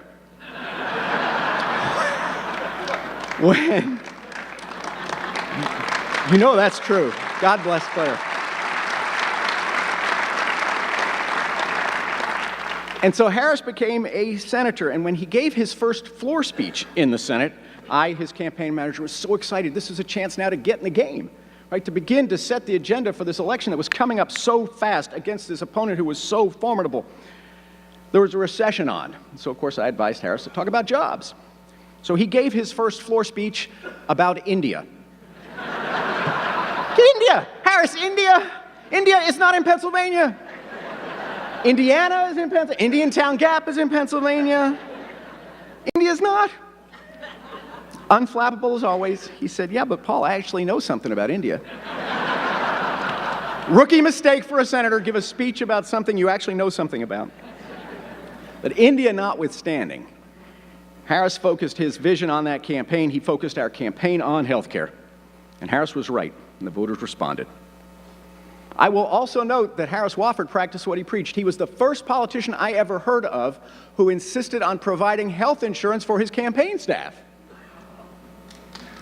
some of whom are here. After all, if a criminal has a right to a lawyer, a campaign staffer has a right to see a doctor. Harris was a great senator. He represented a state which at the time had the second largest number of NRA members, and yet he voted for the Brady Bill, for a waiting period on gun purchases, for a ban on assault weapons. He was courageous as a senator. Closest to his heart, he was instrumental in creating AmeriCorps, as President Clinton said. Because of Harris, over 1 million young people have now performed over 2 billion hours of service and trillions of acts of patriotism and kindness. And Harris, in the Senate, worked with his friend, Congressman John Lewis, to write the King Holiday Service Act, honoring his friend Martin Luther King with what Harris called a day on, not a day off. And you know, even in the ways that he was not a good politician, Harris was still a great senator. We were, to put it mildly, an underdog in that campaign, and raising money was not easy. I will note that while the governor who appointed him was breaking his back to do all he could, at the beginning stages of that campaign, we were so far behind that his Democratic colleagues in the Senate wouldn't fund his campaign. The DSCC said, we're not going to give you any money. So we had a big meeting. Well, actually, it was a small meeting. That's 6 or 7 senators. And here I am a few weeks after my 30th birthday, sitting in there trying to beg for money. And Harris made his case. And the person who was running the DSCC said, well, what are you asking for? And I piped up and said, well, the legal limit is $978,000. That's what we're asking for. And the chairman of the DSCC said, well, that's 20% of everything that we have raised. We can't do that for a guy in a special election who's 47 points behind. What am I going to do in 1992 for the whole class of senators who are up? And a freshman senator from South Dakota stood up and said, I am in that class of 1992, and the best way for me to win in South Dakota in 1992 is for you guys to help Harris win in Pennsylvania in 1991. Tom Daschle, thank you for playing the instrumental role. Absolutely instrumental. You know, people wonder what goes on in the smoke-filled rooms, and sometimes it's awful, but sometimes courage breaks out, and that was one of those times. There was another time in Harris's Senate office when I saw him display that same kind of courage. We'd had a D.C. fundraiser lobbyist type assigned to us to help raise money from the various lobbying groups in Washington, and he burst into Harris's office one day, unannounced, didn't knock, just busted in and said, you know what you've done? You just cost me $50,000. I had a $50,000 fundraiser set up with the billboard industry. And you just voted for a legislation that would restrict billboards on interstate highways. And Harris said, well, yeah, I'm an environmentalist, and there's too many billboards on the highways. And the guy said, well, you just cost me $50,000. And Harris calmly dismissed him and said, well, that may be, but there are too many billboards on the highways. He was truly a visionary, one of the few I think I've ever known. He saw truths as self-evident, and that's why he expressed them so fearlessly. Yet, like all visionaries, Harris did have his blind spots. When his close aide and friend, David Stone, tried to pitch him a one-liner about cheesesteaks, Harris had no idea what he's talking about. Steak with cheese on it? That sounds awful, David. A senator from the suburbs of Philly who doesn't know what a cheesesteak is. That was the duality of Harris. He was a white man here at Howard, where I'm pretty sure his nickname was, "Are you lost?" He was a Christian who worked on a kibbutz, a lawyer who counseled Dr. King to disobey the law of Jim Crow, a soldier who marched for nonviolence across the Edmund Pettus Bridge, a Protestant who converted to Catholicism, prompting his beloved wife Claire to pronounce him downwardly mobile. And he did love Claire. I never saw a person sob as deeply as Harris did when he lost her. And then years later, for those tears to turn to joy, when he fell in love with and married Matthew. And he called me. He asked me to look over an op-ed that he had drafted for the New York Times announcing this. Ever the political consultant, I said, "Really, Harris, do you have to announce this in a newspaper read by millions of people? Like, a 6-line wedding announcement won't do for you?" And he said, "No, this is the last great civil rights movement of my life," he said. And he was right. And he said, "Besides, I don't think about gender when I fall in love." You know what I thought about? St. Paul's letter to the Galatians, where he said, "There is neither Jew nor Greek, there is neither bond nor free, there is neither male nor female, for you are all one in Christ Jesus." Harris contained multitudes, but he believed we were all one. And from Selma to the Senate, from Ethiopia to Easton, from FDR's Army Corps to JFK's Peace Corps, Harris left the world fairer and freer, more equal and more equitable. Harris Wofford was given many gifts, including the gift of time. And he used every day to fulfill the charge that his friend Robert Kennedy left us, a command from the ancients that is still relevant today, more so today than ever, to tame the savageness of man and make gentle the life of the world. God bless you, Harris.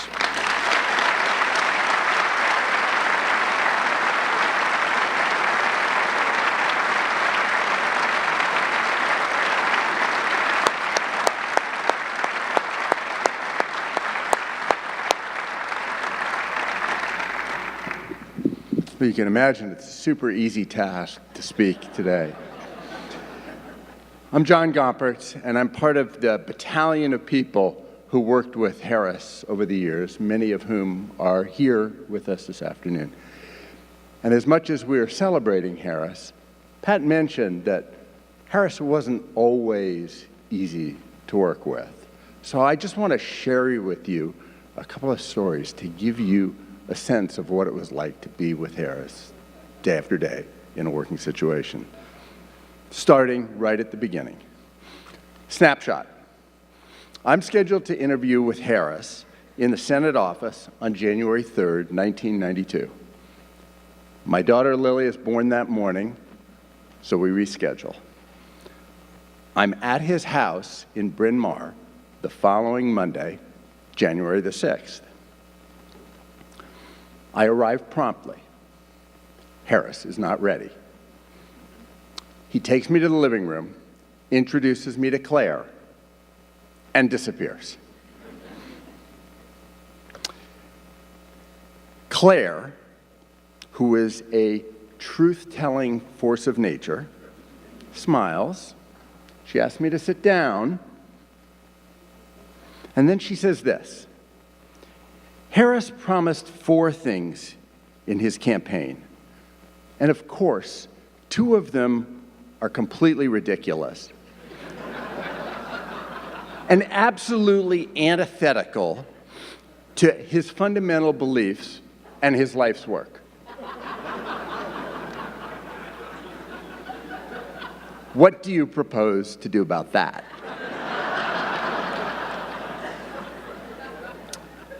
"30 minutes later, I'm still fumbling through my answer when a half-dressed Harris Wofford appears and announces we have to leave now. We pile into Todd Bernstein's car, and my interview involves arguing about which Democratic candidate we like in the presidential sweepstakes in 1992, while Harris tries to put on a tuxedo in a fast-moving car. I get the job, and I end up working and arguing with Harris in the Senate, at the Corporation for National and Community Service, at America's Promise, and actually for the rest of his crazy life. Snapshot. It's October 1993. Democrats are floundering. Healthcare is nowhere. The budget bill is unpopular. And then a Black Hawk helicopter is shot down and 18 Americans are killed in Somalia. An evening session of the Senate intersects with a DC fundraiser. My job? Get Harris to the fundraiser. Harris, of course, wants to stay for the debate. I get Harris as far as the Senate steps, and I say, "You gotta go."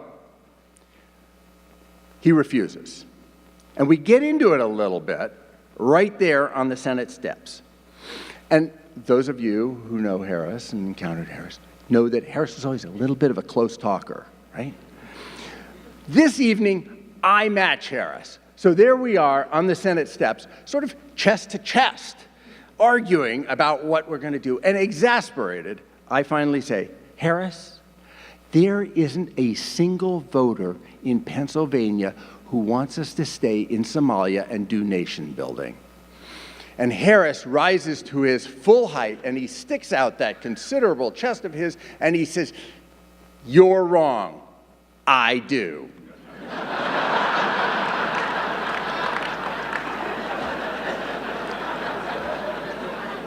That's Harris Wofford in the Senate. One last snapshot. Las Vegas, 1999. Middle of the night cab ride to Caesar's Palace for a conference about service and volunteering. 5,000 people are coming, and Harris is energized by that turnout. In the cab, he's enthusing once again about making service the common expectation and common experience of all Americans. We get out of the cab and we walk into Caesar's Palace lobby. It's 2:15 in the morning. The lights are blazing, the machines are clanging, bells are ringing, people are drinking. You've all been there.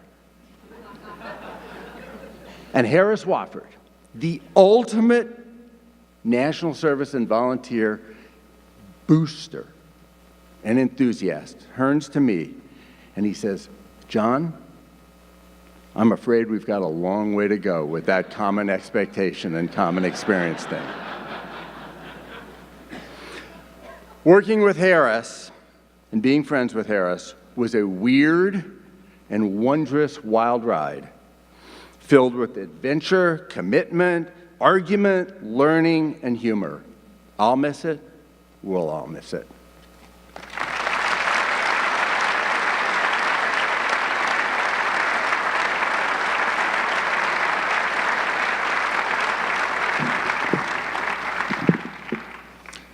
Good afternoon. My name's Greg Petersmeyer, and I met Harris one morning 30 years ago last month. President George H.W. Bush had just been inaugurated.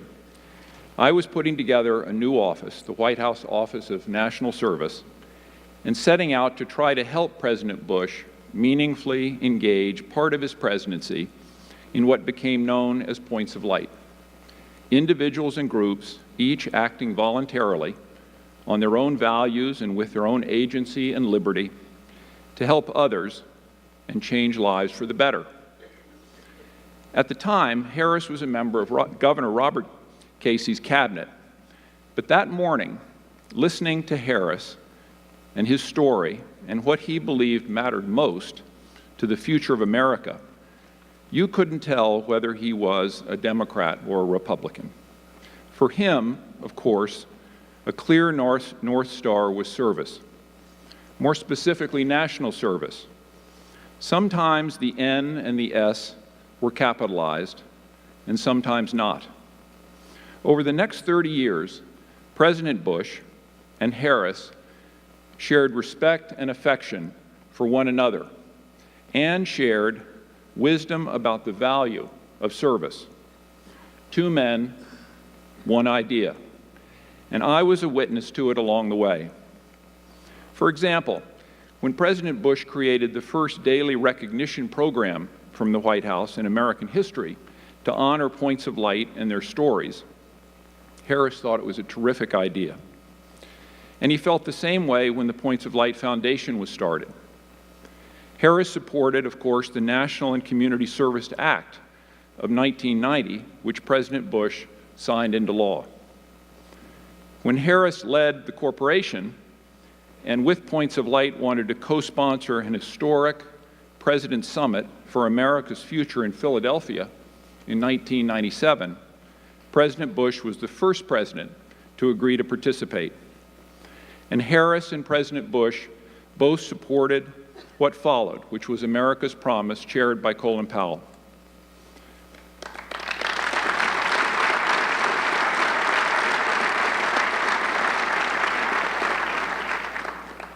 In the early 1830s, after the French diplomat, political scientist, and historian Alexis de Tocqueville traveled throughout this country making careful notes about all he saw and experienced, he returned to Paris to write his famous book, Democracy in America.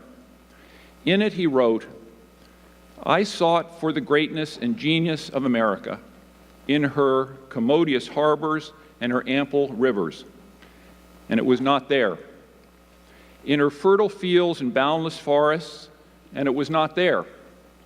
In her rich mines and her vast world commerce, and it was not there. In her democratic Congress and her matchless Constitution, and it was not there. Not until I went into the churches of America and heard her pulpits aflame with righteousness did I understand the secret of her genius and power. America is great because she is good, and if America ever ceases to be good, she will cease to be great." Above all else, Harris was a great man because he was good. Somewhere in the beyond, this afternoon, there may be 2 men sitting and talking under a tree in the distance. A passerby with Alexis de Tocqueville might ask, "Who are those men?" De Tocqueville might reply, "They're the Americans, Harris Wofford and George Bush. They recently arrived. You know, America is that place with a national character unique in the world. I discovered it almost 200 years ago. Like their country, those 2 believe in coming together voluntarily, just to help one another. They believe in service, and they believe in light. And they believe that any definition of a successful life must include serving others. I think that's why they're here."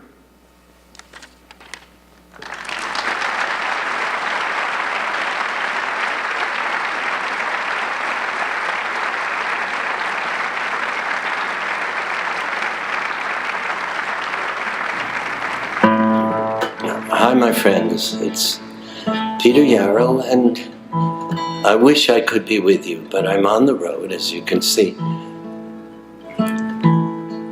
But I'm honored to be able to share with you, his beloved family and friends, Harris's,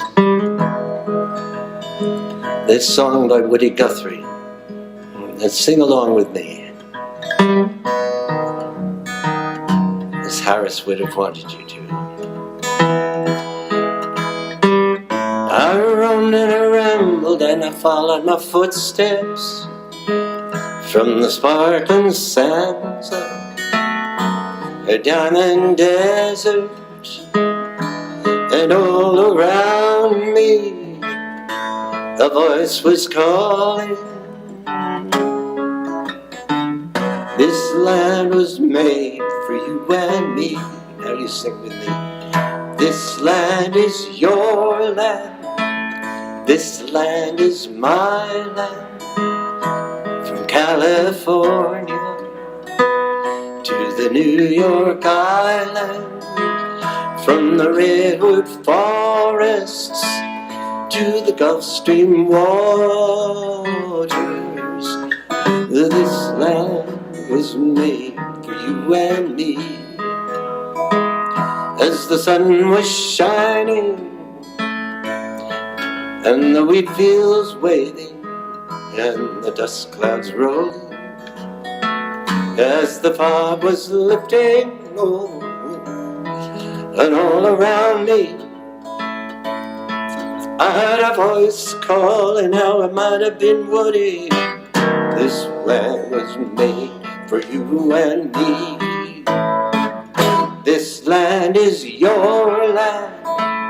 This land is my land. Here is Harris, from California to the New York Island, from the redwood forests, Gulf Stream waters.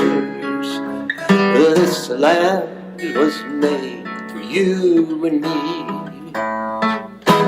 Nobody living can ever stop me. That's Harris.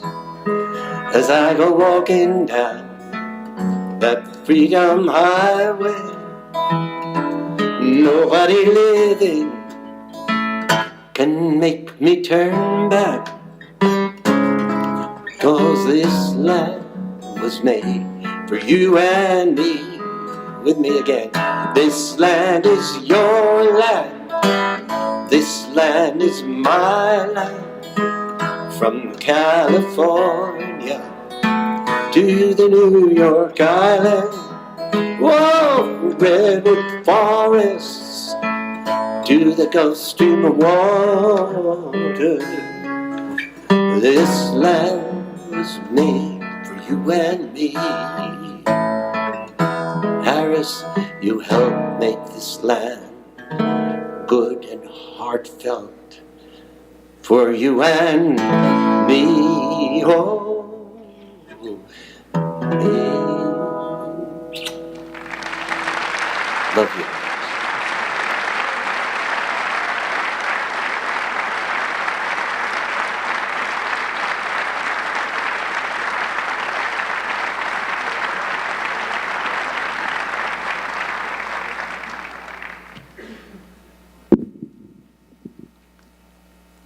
Good afternoon, friends of Harris Wofford and my family, the Woffords.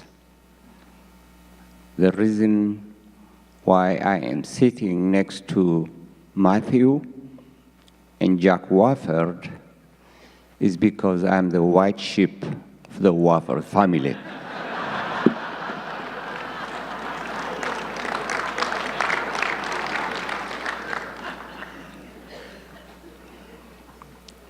In the words of Queen Elizabeth, grief is the price we pay for love. I grieve today because I love Harris. Yes, I said I love, as in the present tense. Harris lives within my heart, and I am certain within the hearts of everyone sitting here today. He has touched countless people and helped them grow in so many ways, as a parent, a friend, a college president, a U.S. senator, a mentor, and of course, as my surrogate dad. I first met Harris in 1963 almost 56 years ago.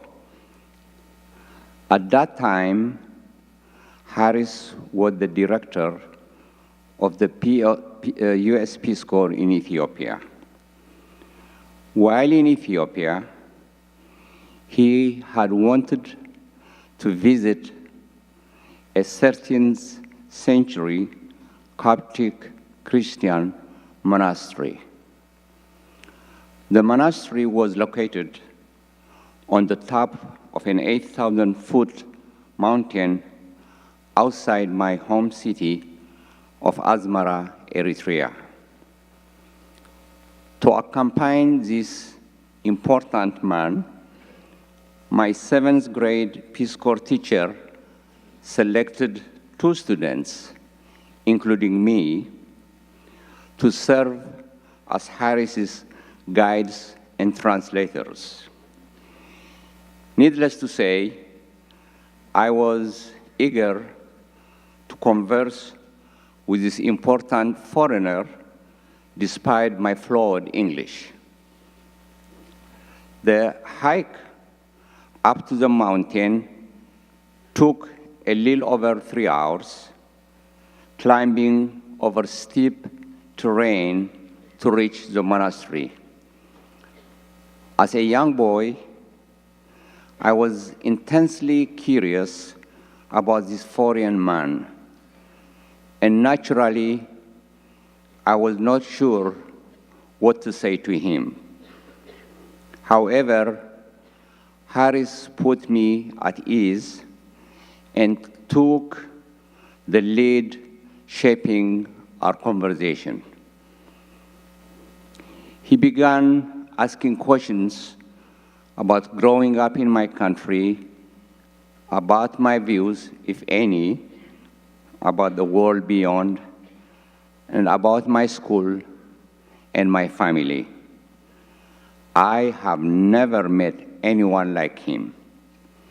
I have never encountered a person who spoke about the magical, wider world beyond the borders of my beloved city.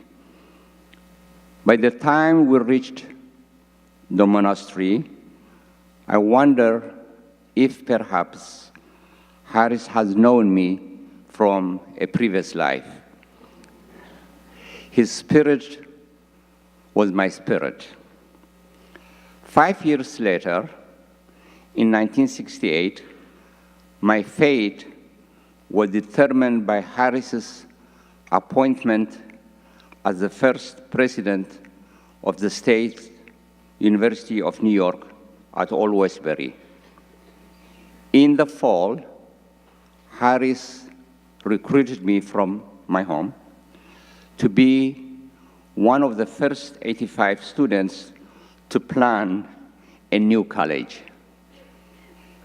It quickly became clear, however, that Old Westbury was not right fit for Harris or for me.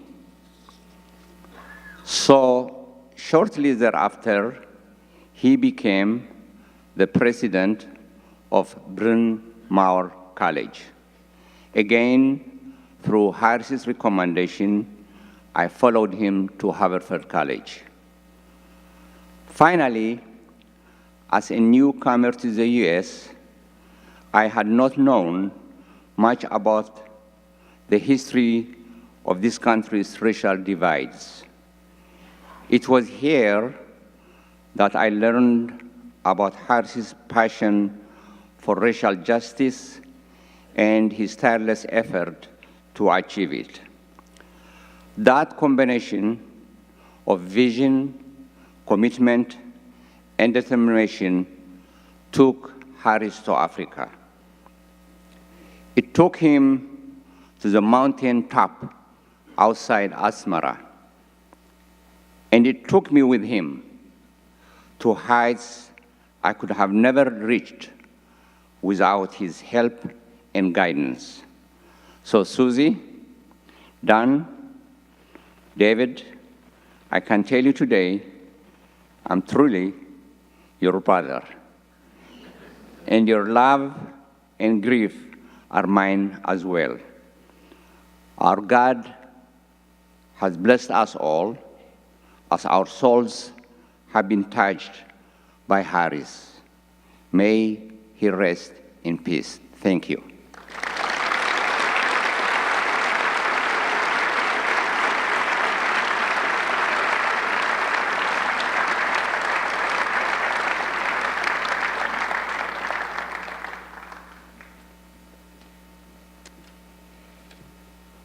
I am Harris's brother, Jack, or as I have said for many years, Harris was my brother. One needed to assert oneself in growing up with Harris. I think I can safely say that I've known Harris longer than anybody in this room. I'm 9 years younger. I'm going to spare you the memories of those 92 of his years, but instead tell a couple of stories that happened when I was much too young to realize what was going on. And I want to just disagree slightly with the earlier point that Harris wasn't a politician. Family lore says that he was actually a politician by about age 10. There was, some of you may have read in the history books, controversy across the Atlantic. The King of England wanted to marry an American socialite who had been divorced twice, Wallis Simpson. Stanley Baldwin, the Prime Minister, said the king had to make a choice: marriage and abdicate. If he wanted to keep the throne, no more Wallis. So family lore says that my 10-year-old brother put a sign on our lawn in Scarsdale, New York: "Down with Stanley, long live the king!"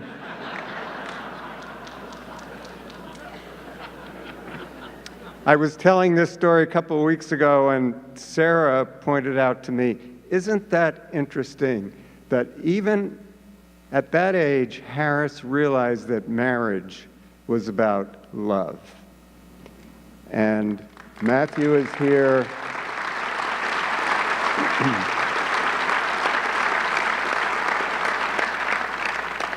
I need to also recognize that I greeted, as I arrived today, Bishop Gene Robinson, who was the first openly gay bishop in the Episcopal Church.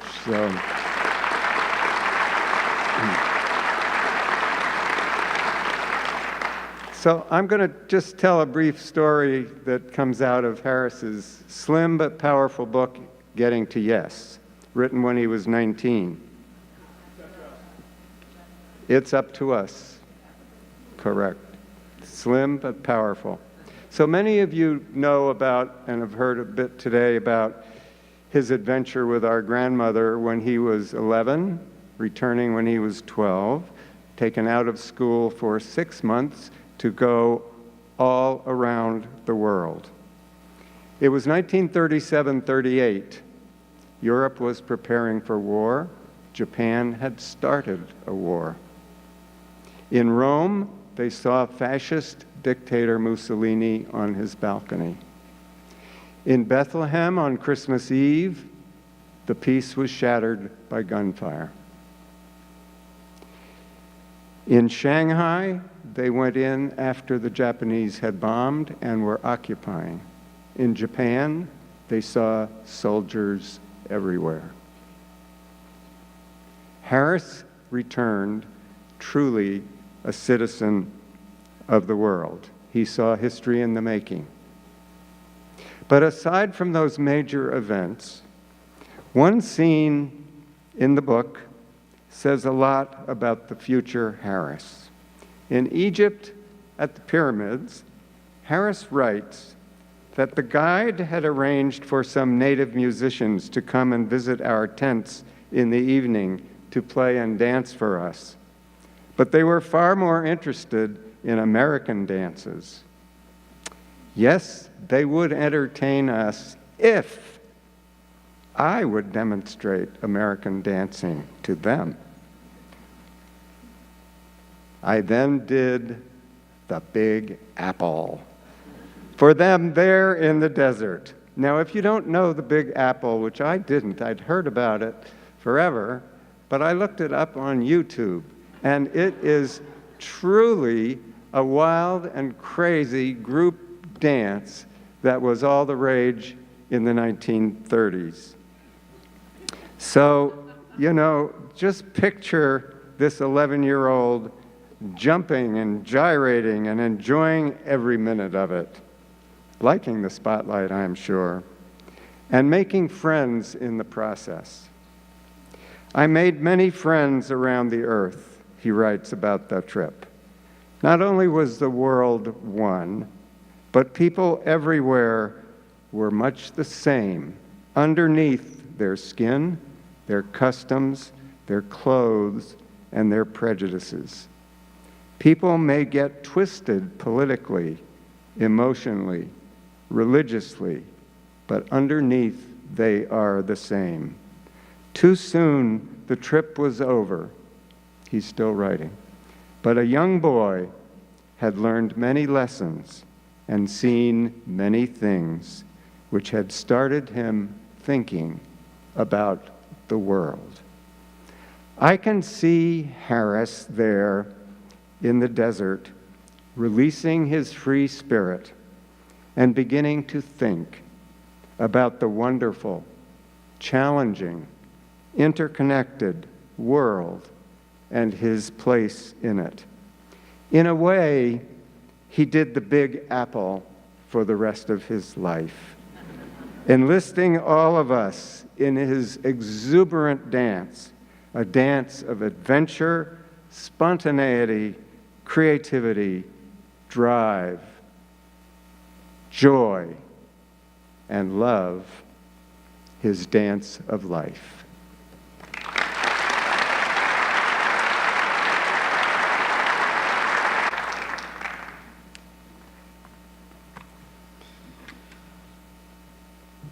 Tinastaline,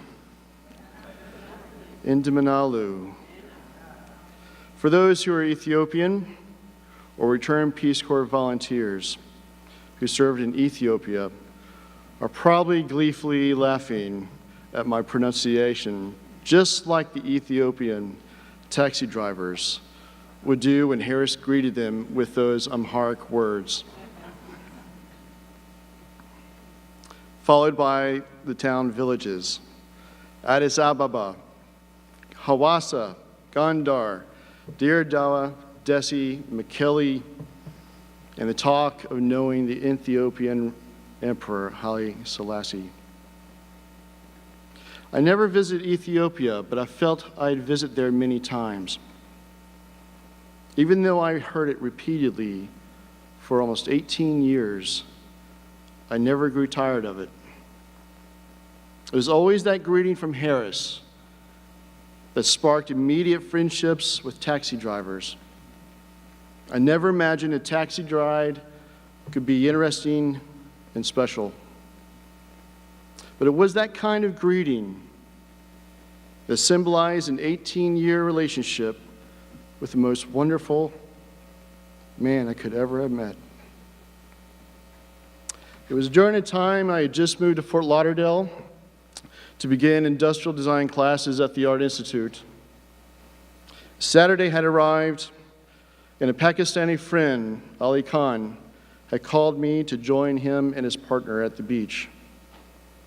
It was a stunningly beautiful day, and Ali and I were talking in waist-deep water when a gregarious man approached us while swimming. Wearing dark green shorts, trunks, he introduced himself as Harris Wofford, whom Ali had come to remember sitting across from a dinner table at a Nantucket party a couple years earlier. But as we continued to introduce each other, I'll never forget Harris's smile and curiosity.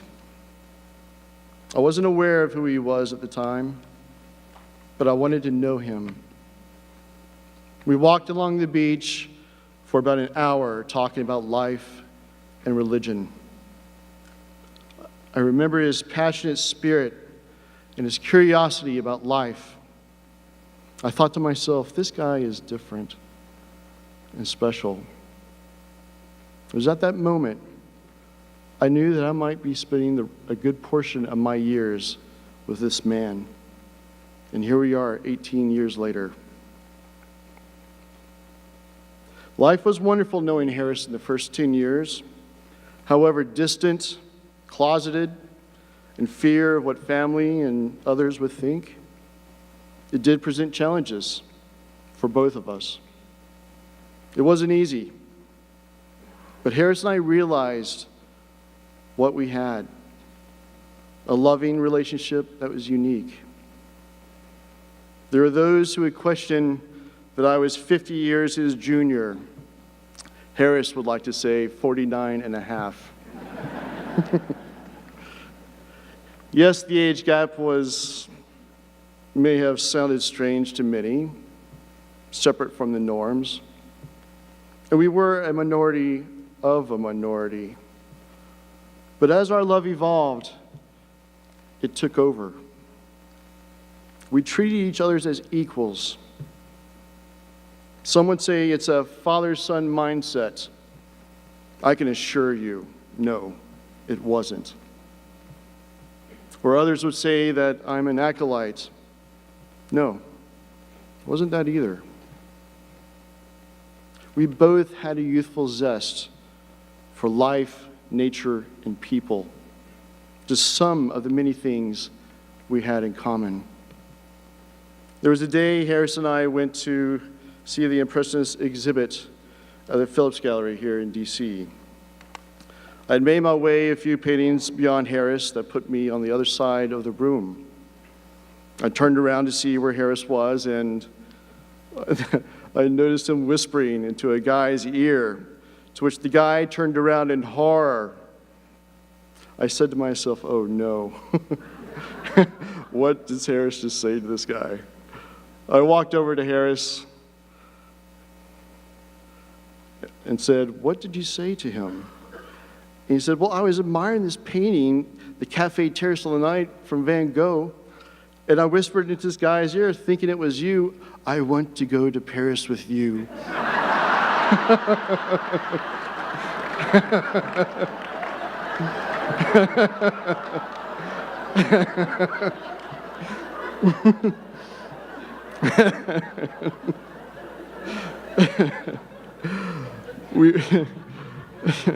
That's Harris. We laughed out loud, which made everyone in the room turn to us. Harris and I knew how to have a good laugh. Love is powerful. It transcends age, sex, color, religion, distance, and nothing else matters.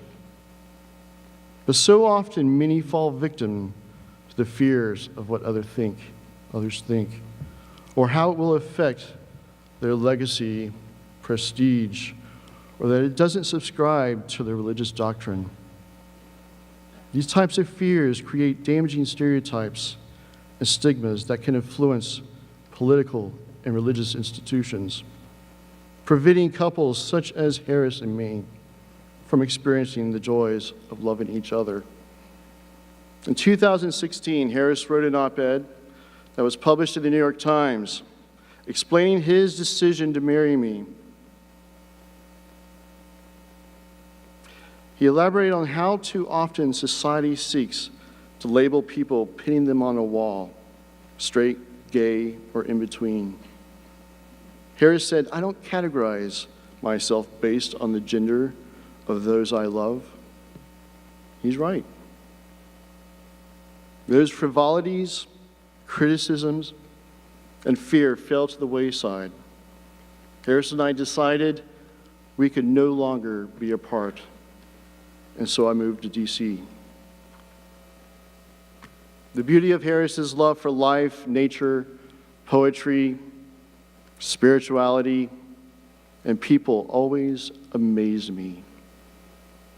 I'll never forget an endearing moment when Harris and I walked along the Nantucket path behind the house to the beach. It was laden with buttercup flowers. It was a beautiful day.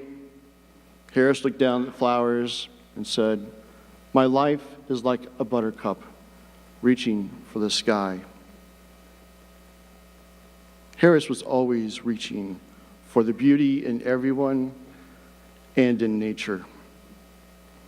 The beauty of his mindset always was his belief in the good of others who were not like-minded. The color of your skin, social status, your religion, your political party were irrelevant. If you were standing in front of Harris, you were important to him. Every day of every month of every year, we called each other to confirm our love. When I moved to D.C. and we were together almost 24/7, the words "I loved you" flowed naturally and easily, as if we couldn't say them enough.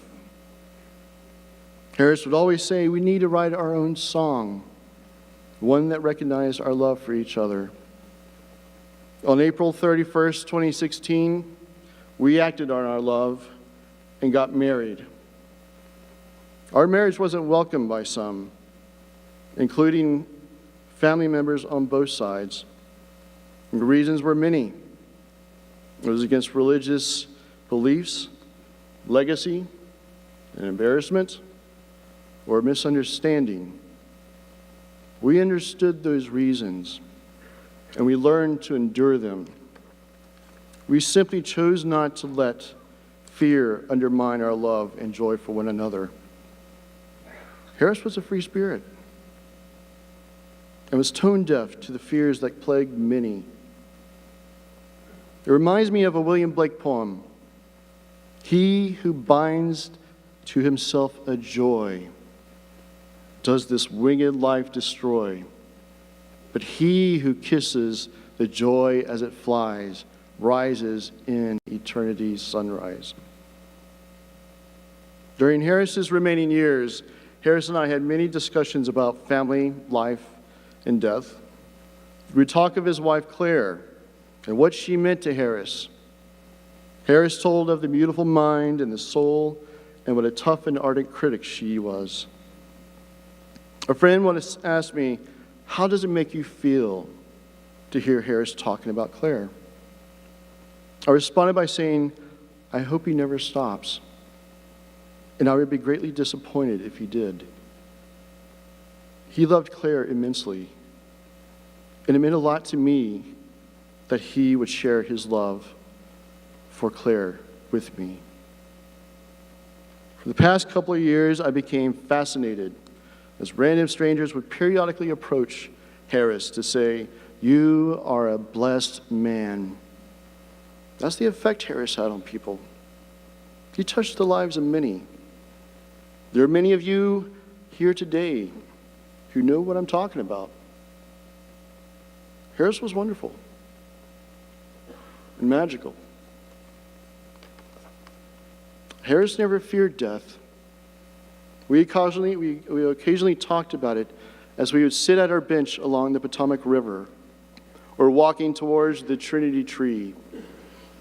We could discuss anything, however difficult it may have been. But we both realized the winged chariot was hurrying near. This past Christmas, Harris and I were enjoying a sunny day on the lawn at my mother's house. Harris was having a moment of reflection about his life when I noticed a tear. I asked if he was okay. He turned around and said,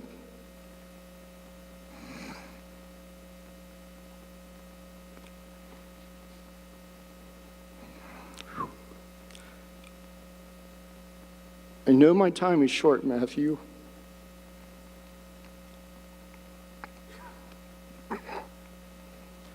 But I don't want to die because I love being with you. I said to him, "You'll always be with me, Harris. And I will always be with you. We'll never be apart."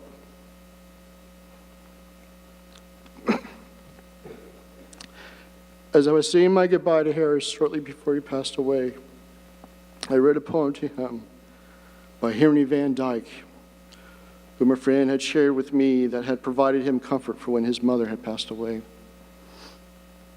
And it has also provided comfort to me.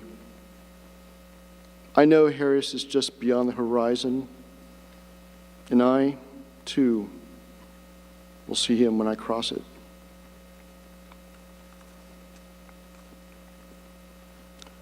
I am standing upon the seashore.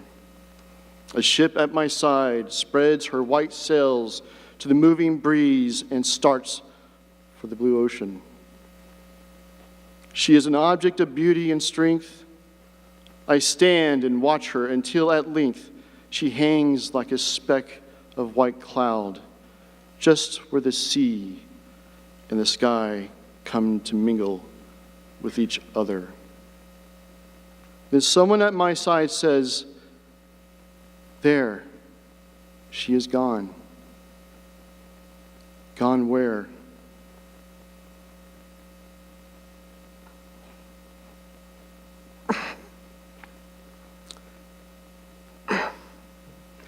Gone from my sight. That is all. She is just as large in mast, hull and spar as she was when she left my side. And she is just as able to bear her load of living freight to her destined port.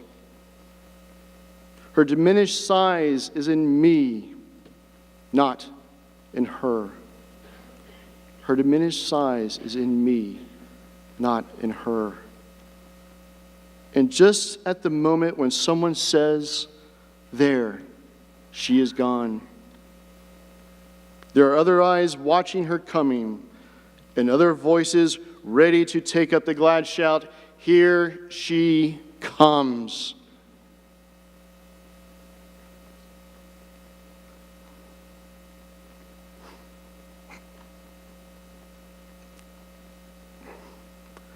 I love you, Harris. Susanne Wofford, beyond measure.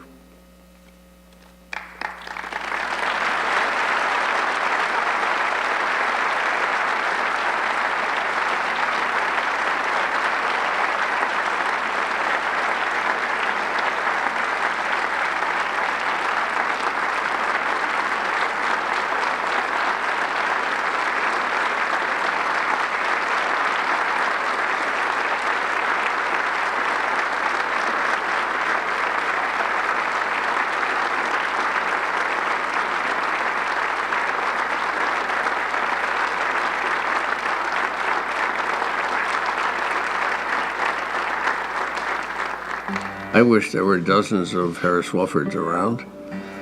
He is an absolutely wonderful person. I loved him and his wife and his kids, and I wish them all well. And I have to say my life was enriched because of the many difficult days and nights I spent with Harris on trying to face up to real American problems. Because you have different political views, and because you're from different political parties, that does not mean that you have to be enemies. You cannot work together. I've enjoyed working together with Senator Wofford, and I will always have great respect for him. Organizer of the Peace Corps, advisor to Martin Luther King, special assistant to the President of the United States. I mean, you name it, he has fulfilled the office of public citizen more fully than anyone in my experience. Well, Harris Wofford is a multi-dimensional individual in a world, for example, in the United States, a Senate where other members come to the Senate and they're interested in one issue, and that issue is either successful or it fails, and they move on into something else. But Harris's commitment to the public service is ongoing, continuing, And it's an inspirational story, and it continues to inspire. I think that's the definition of a useful and constructive life. Senator Wofford, is the grandfather or father maybe of the service movement, and it's a tribute to him that we're all here today. The more you do, the more you want to do. So I hope that everybody else gets that. Yeah, exactly. We begin by thanking Harris Wofford for his contributions to this country in so many different ways. He exemplifies what we mean by the word citizen. Now, Harris Wofford's devoted his entire life to creating opportunities for Americans to serve. And the reason it's such a privilege for me to share the stage with him is because volunteering in America is at the highest level it's been in years. And I know that makes Harris proud to hear.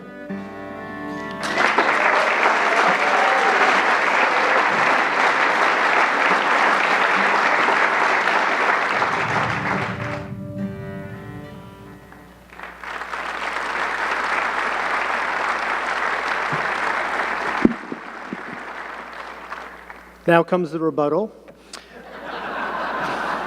So I want to thank the Service Corps for leading us in today, to officials, elected and not, who are staying through a Harris Wofford-style event.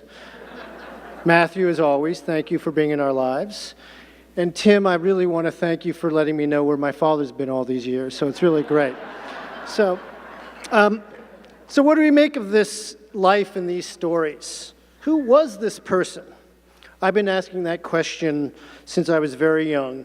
When my dad would recall his early political stirrings, he'd declare in all sincerity, "I was ardently against Roosevelt's plan to pack the Supreme Court in 1937. We fought night and day to stop him." I'd say, "Dad, who's we? You and your 6th grade classmates?" So it's not easy to characterize Harris. My dad didn't particularly like categories or even fit neatly into any, which frustrated journalists who had fell to caricaturing him as a Tweety professor or a Mr. Smith coming to Washington.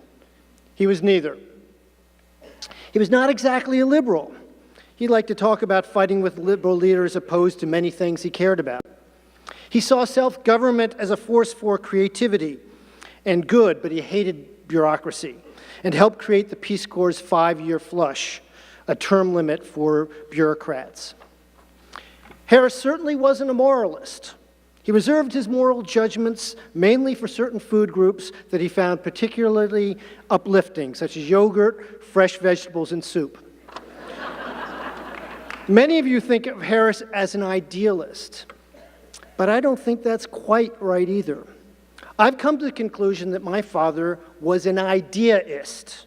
He lived for and through the big ideas that animated him: world federalism, civil disobedience, and national service, among others. And he believed in putting ideas into action. We all have funny stories about how out of touch he was with popular culture. Just maybe that's because he connected to the world and to people through these animating ideas. I remember sometime in the 1970s, Dad said to me, "David, have you heard of the TV show MASH?" I said, "Yes, Dad, it's the top show on TV these days." "Well," he said, "my good friend Mike Farrell is on that show, and he's passionate about national service." Sure, he doesn't even know who Alan Alda is. Harris saw the best in people through big ideas, touching people of all stripes, many of whom are in this room. My father believed great ideas could come from anywhere and anyone. Some in this room may recall how he would protest after his Senate election, "Don't call me Senator, call me Harris." This wasn't some affectation. He didn't like titles or age or anything else getting in the way of someone sharing their ideas. And good ideas could come from surprising places, like the backwater civil rights section of a campaign, suggesting a call, or a doctor in Philadelphia wondering why the Constitution didn't guarantee a right to the doctor. Or even a 20-something White House staffer who came to the Department of Education when I worked there, This kid briefed us on the new national service legislation. And he said, and I kind of groaned as I knew what was coming, as Senator Wofford says, it's an invitation to the imagination.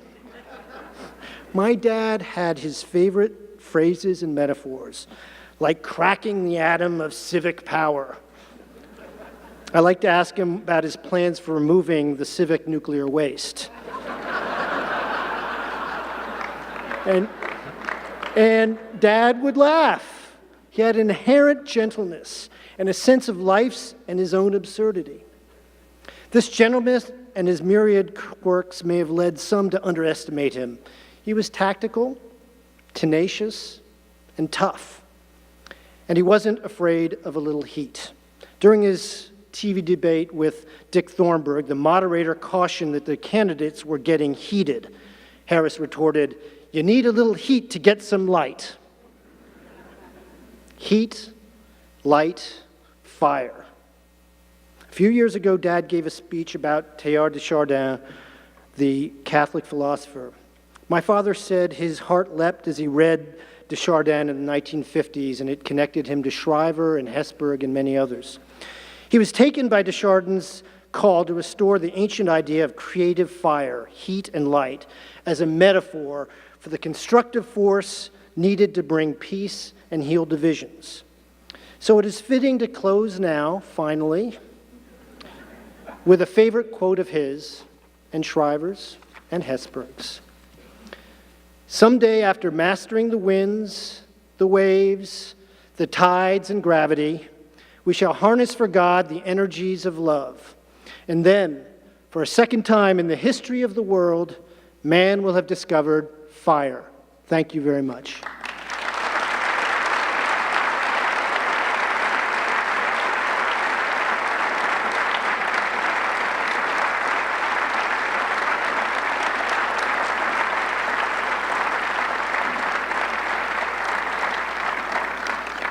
Thank you, everyone, so very much.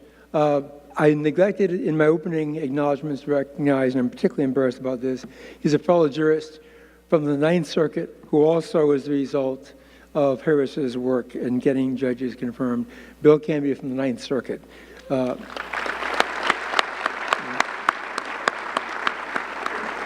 I'm going to call you. We need to get together, and we will, even though you're on the West Coast.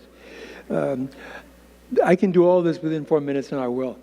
I could not help but think, I never thought about this before, in terms of his concern for the common person, racial equality, and just decency.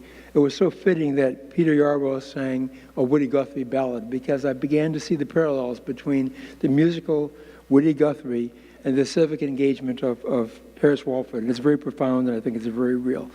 And what I wanted to insert that I can get with my 4 minutes, and I was reminded of this when I saw the tape of President Obama. I remember getting a phone call many years ago, and I picked up the phone, and it was Harris. And he said, "Ted," it's Harris Wofford. He said, "Harris, this is such an honor. What can I do for you?" And he goes, "Well, actually, I didn't call to speak with you. I called to speak to your wife, Anna. Is she there?" And I said, "Yeah, I'll call her." And I called Anna, and I said, "None of my business, Harris, but I'm just curious. I haven't seen you in a while." And he said, "Well, Barack Obama is going to be holding a fundraiser in Philadelphia, and I know you can't go. You can't be involved in politics because you're a federal judge, but I wanted to ask your wife if she'll go as my date." You know? And he said, "You know, this is very early in the campaign, may have been his first major fundraiser." I said, "Harris, I'm sure she'd be honored to go with you, but let me ask you, do you really, in your heart of hearts, think that this country is ready to elect a black president in your lifetime or my lifetime?" And he said, "Ted, I'll tell you, Barack Obama reminds me so much of the young Jack Kennedy, and I've told him that, and I wouldn't be spending my time promoting his candidacy if I didn't think he had a real chance of winning the presidency." And for that moment, for the first time in a long time, the innate cynicism and pessimism that I harbor when it comes to racial relations in this country gave way to hope. And thank goodness Harris was right and I was wrong.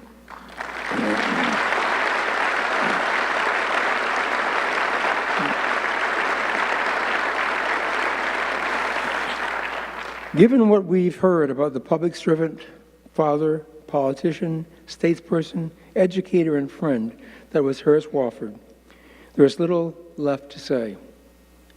However, before the closing hymn, I want to share a reflection that I've carried ever since that morning when I saw an email message that I knew would inform me of Harris's passing because of the person it was from. It was from the videographer, Jacob Finkel, and it was encaptioned sad news. I immediately knew what it was. It took me actually 2 days to read the email. From that moment to this, I've been reminded of Mark Antony's reflection on the battlefield in Shakespeare's Julius Caesar. As Mark Antony there looked down on the fallen Brutus, even though they had been bitter adversaries in life, Mark Antony commented as follows: "This was the noblest Roman of them all. He acted from honesty and for the general good. His life was gentle, and the elements mixed so well in him that nature might stand up and say to all the world, 'This was a man.'" And so I say to all of you, with apologies to the now dated gender-based acclamation, each of us can agree as we think of the remarkable blend of humanity, decency, compassion, civic engagement, intellect, and caring that was so remarkably woven into the fabric of Harris Wofford. As Mark Antony said, he acted from honesty and for the general good. His life was gentle, and the elements mixed so well in him that nature might stand up and say to all the world, "This was a man," and this was our friend, Harris Wofford. Thank you so very much for coming.